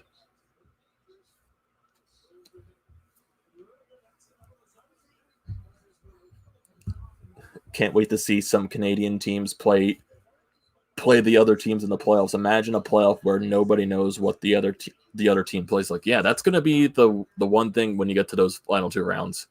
It'll be the first time those teams are not playing anyone in their own division.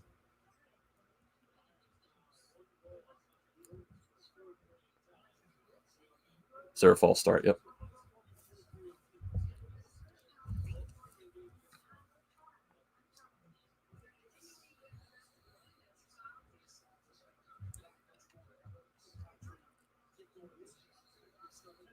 On the face off, TK. He did. Nice. You got to get that shot through. It's not a cross check there.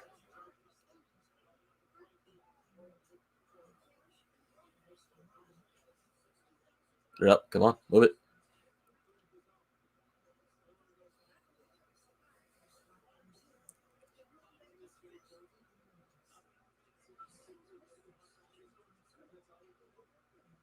Oof. Missed a net.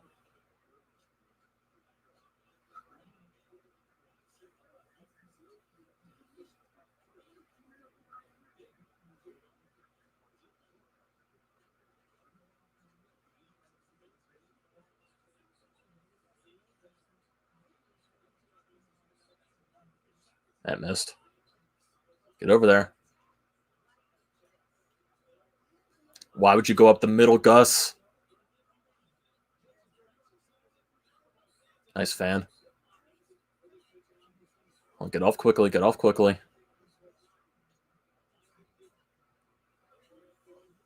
On Ruff. On Budwin.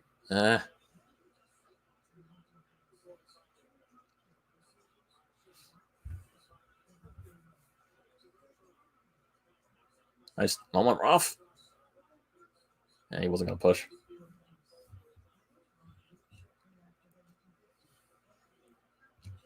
Yeah, I wonder even if with the Devils and their whole situation with COVID, if the Flyers are even going to play them next week. If those games are going to get postponed. Because I wonder why, if that's the reason the Caps and the Flyers got moved up to 6. So I think the Devils were supposed to play that day at that time.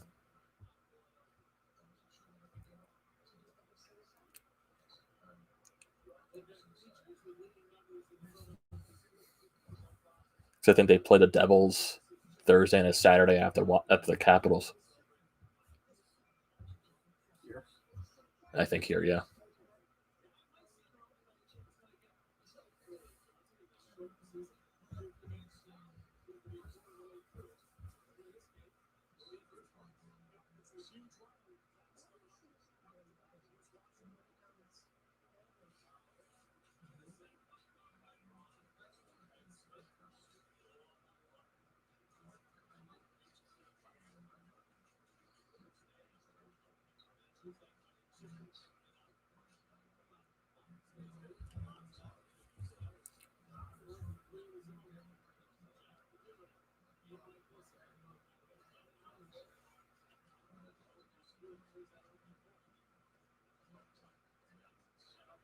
Want to move it?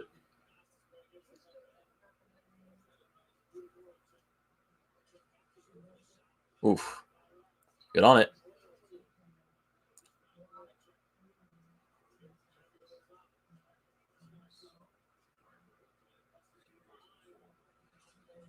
Nice play.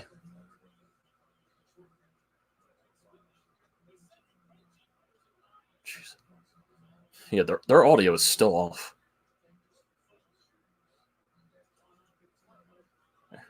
JJ said Krejci shot it wide, like right before he shot it wide.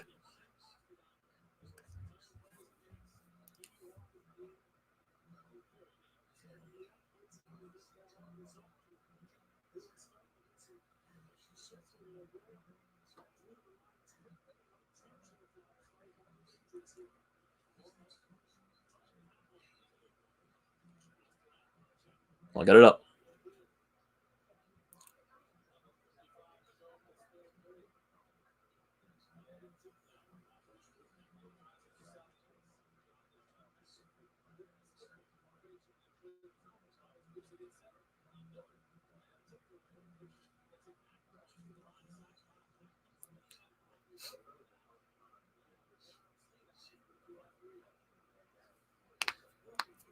Well, let's bring it up.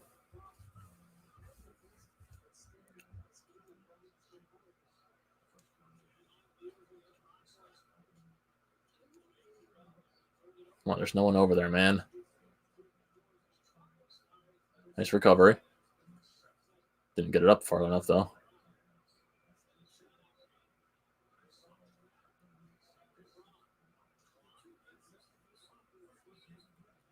Get in there. There you go. Around the net.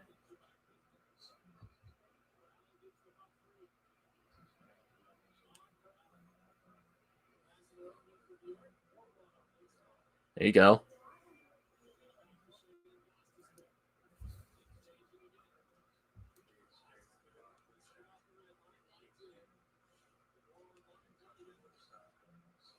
Keep that. There you go. On Scotty. He missed. Didn't even get a shot off. Nice keep, Joel.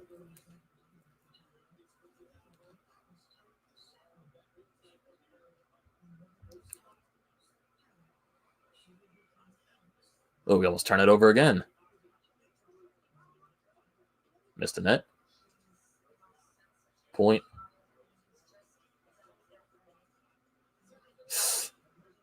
Nice play.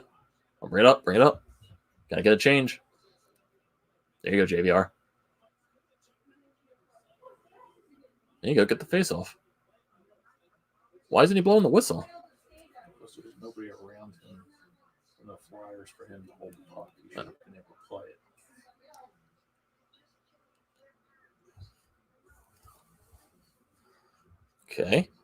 Okay. Halfway through this period, Flyers are up 1-0. They're getting their chances. Boston is getting their chances, but it does feel like when Boston gets their chances, they miss the net a lot. Is that something I'm seeing, or is it just like you guys too? Like when Boston gets into the zone, they miss the net a lot.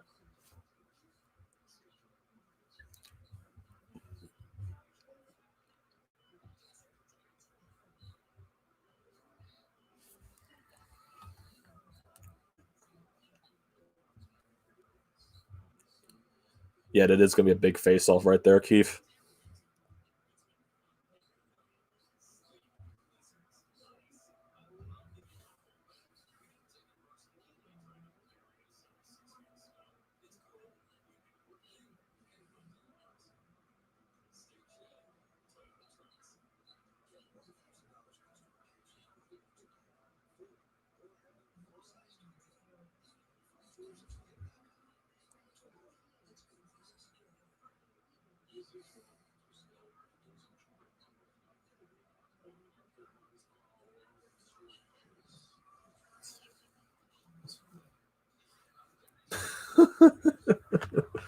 Sean says 1 case of Swedish fish, please.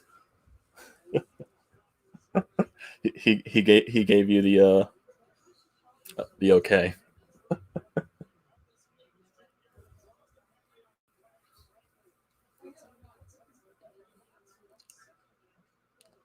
But I mean, that wasn't the penalty that. Wait, was that the penalty that?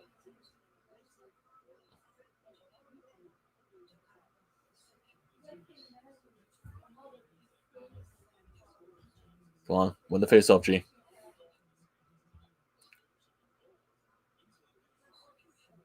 And we don't win the face-off.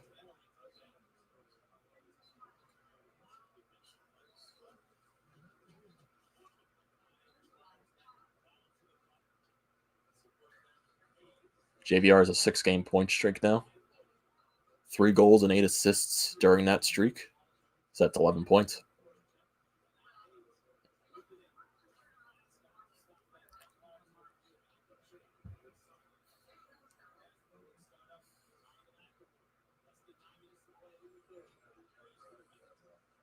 Whoa.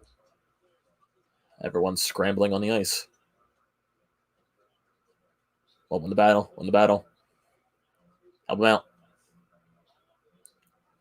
So Andy Reid's son had a car accident? I saw that. Said he was drunk or something like that. He was drinking. Come on, TK. Shoot it.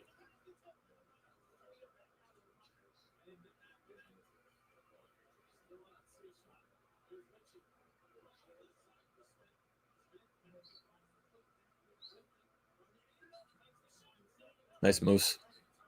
He's got it.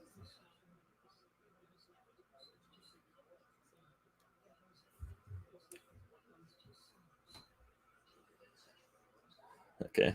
So I guess what after every whistle, now we're gonna get a commercial since we had that long period without one.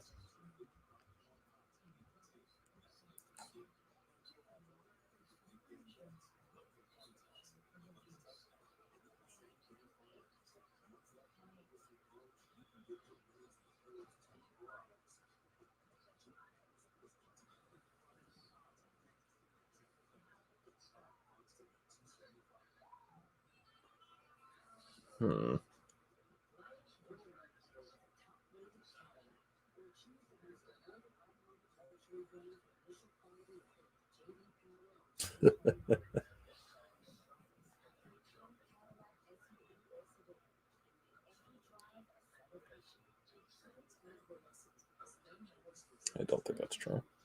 I think that's a joke Twitter account. I'm trying to see.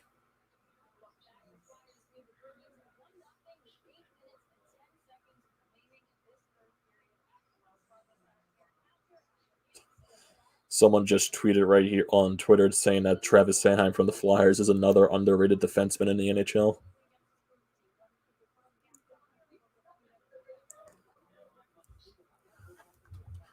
Come on, boys. We got to close this out. Was it like eight and a half minutes left or something like that? Got to close it out.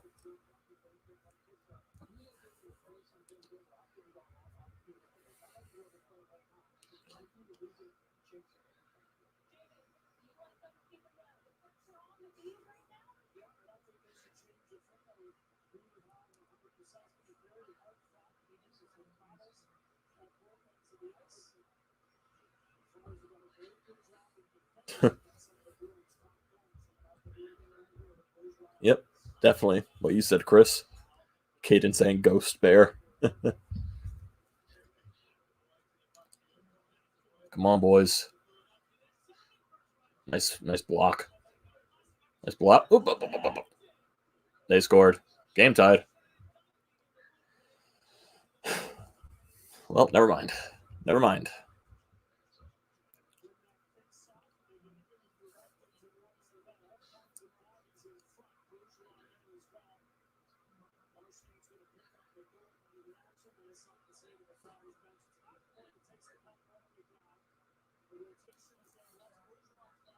Yep. Moose almost got it with his stick.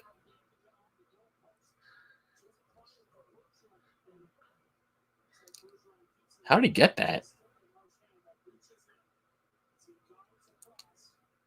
Oh, Marchand got a stick. Oh, my God. Barely went in.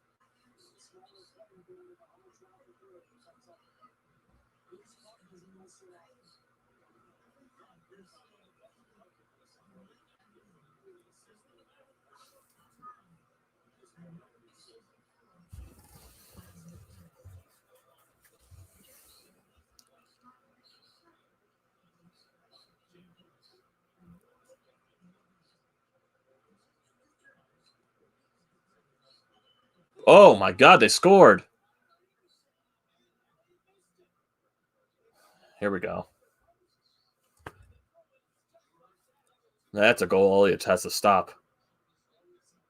The hell was that?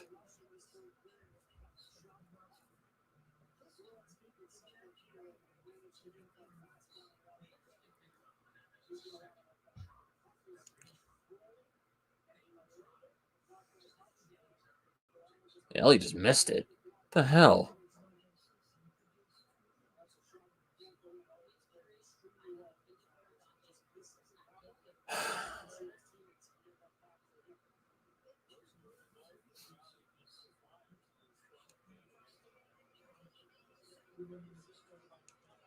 Two goals on their last two shots.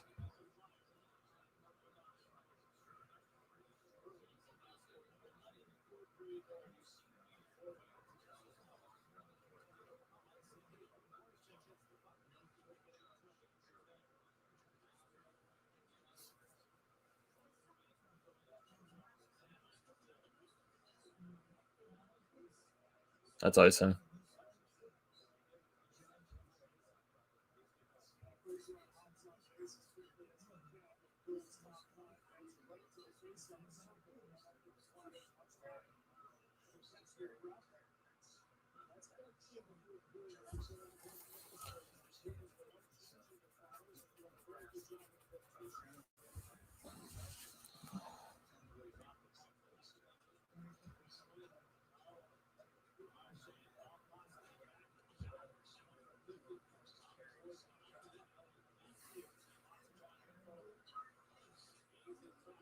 Come on, boys.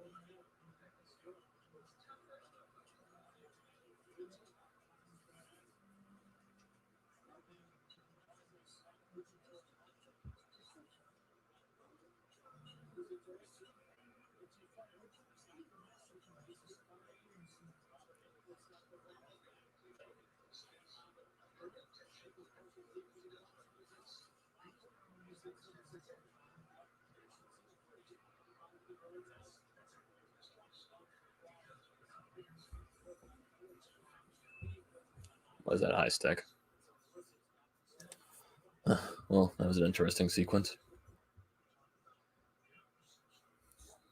Definitely 2 goals Elliott would want back.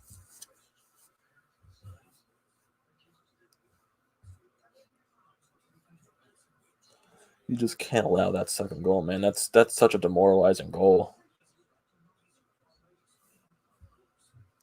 It's like you're stopping pucks the entire night, and then you let that one in. It's not even that the team was playing terrible, either. This game is way better than Wednesday's game.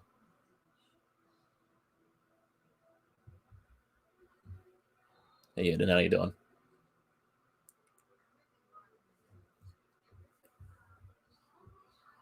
It just sucks too because they took the lead in the beginning of the period, and then they let Boston storm back again. Yeah, Aiden, Boston scored again. It's 2-1.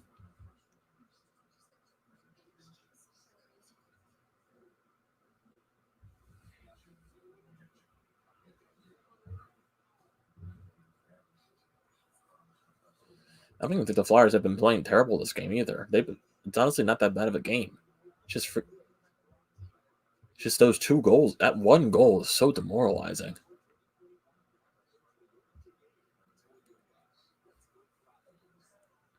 Yeah, granted, the Flyers haven't been shooting enough either, and definitely, yeah, that Farabee penalty shot definitely hurts them. But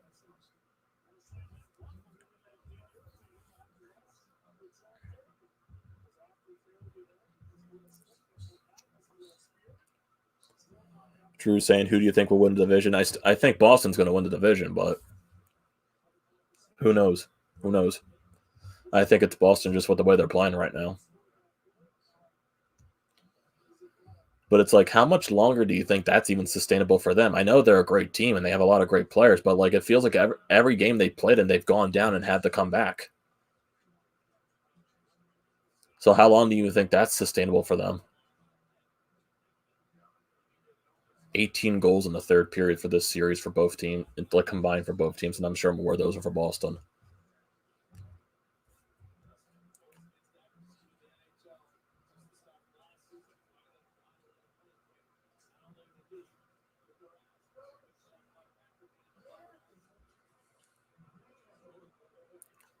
Where's the defenseman at? He's getting off.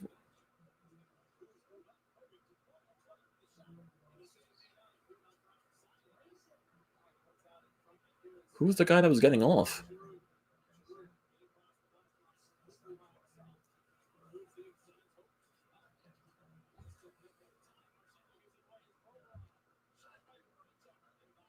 Of course, it got blocked. Now it's almost a 2-on-1. Nice.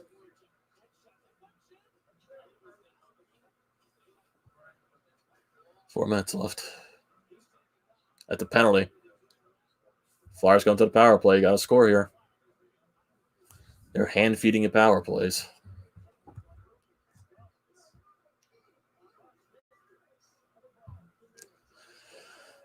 Come on, boys. You got to score. What is this going to be their 5th power play? Oh, that's Lindblom.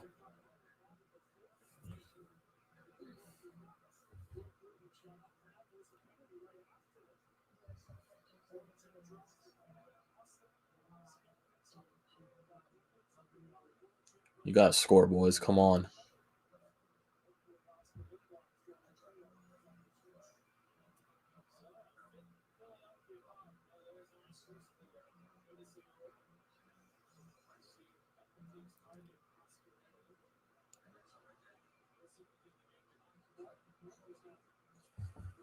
It's your fifth power play, and you only had 4 shots total.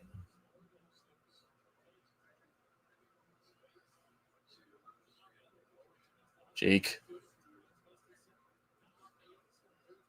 They're being aggressive. They're kind of reading the cross ice stuff, boys.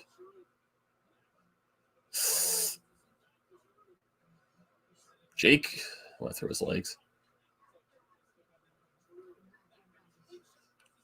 Come on, get a JVR.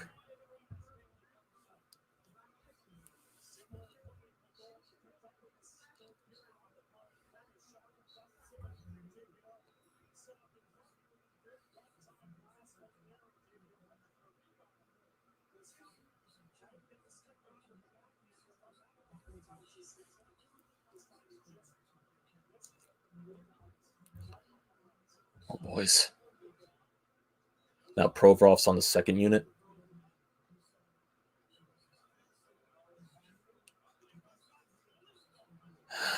Got it. Patty, what was that?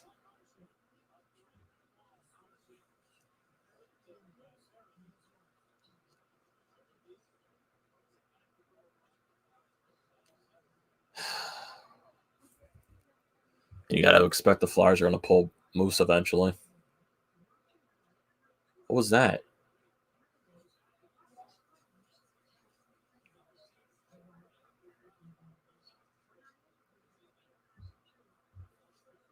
There you go. There you go. Wanted to set it up. Someone's getting off.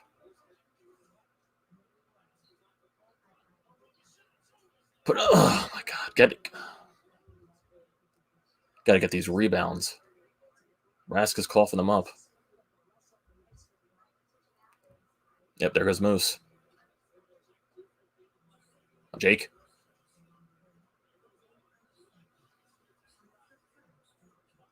Get that?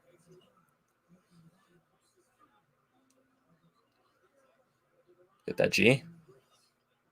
Missed it. Okay. Watch out, G! Of course.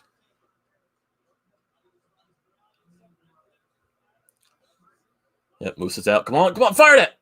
You gotta hit the net, G. There you go. Someone doesn't have a stick, I think. Yeah, got it in front. I mean, it's not the point. What? Come on, get it!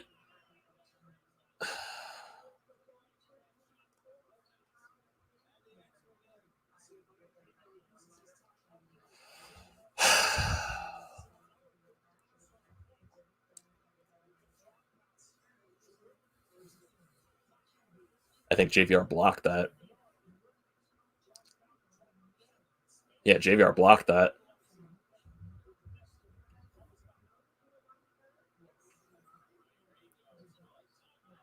Flyers call timeout.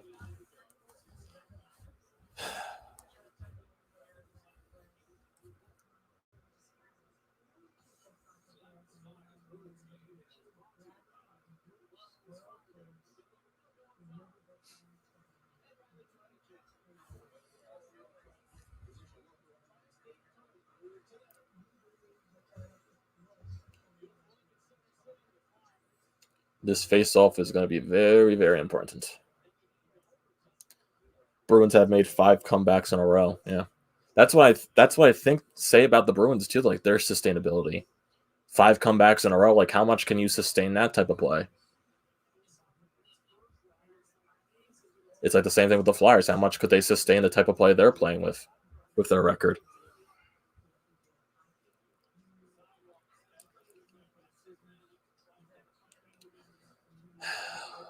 Come on, don't let them cry. That's a bad. Oh, why are you trying to force that pass, Jake? Oh, Proby, put it in. Nice keep.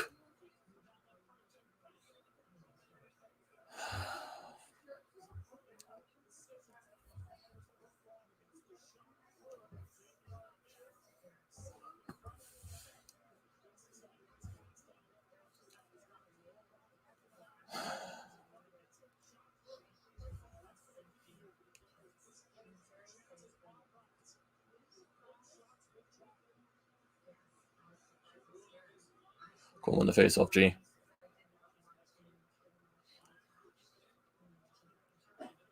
Keep that, Gus. Final minute. Oh, G. That's Jake. What am I saying? Get that, Gus. Nice keep. Yeah, but they're being really aggressive, boys. Come on.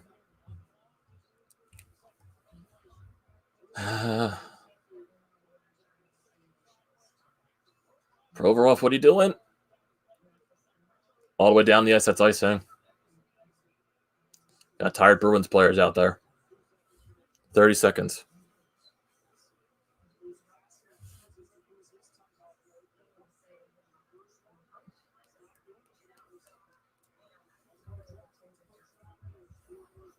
Won't win the face-off, G. And you don't. Oh, JVR! Damn it. Get there, get there. Go, go, go. Skate, Gus. Of course, it's not icing. You gotta skate. That's game. Yeah, it's game. That's game. And you got one chance with 6 seconds left. We have no timeouts, though.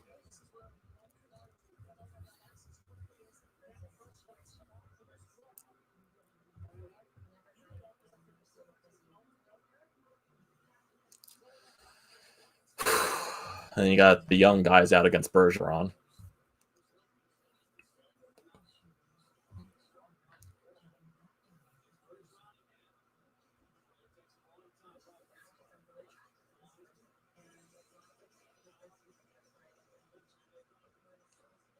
And they lost the face-off. 5 seconds. Gotta get a shot on.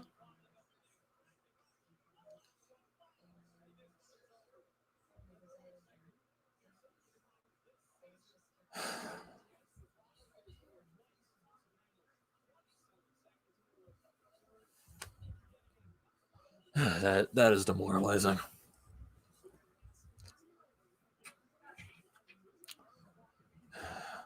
Because I overall think the Flyers played a good game. It's the fact that they got a 1-0 lead and they blew it again. Elliott, that terrible goal.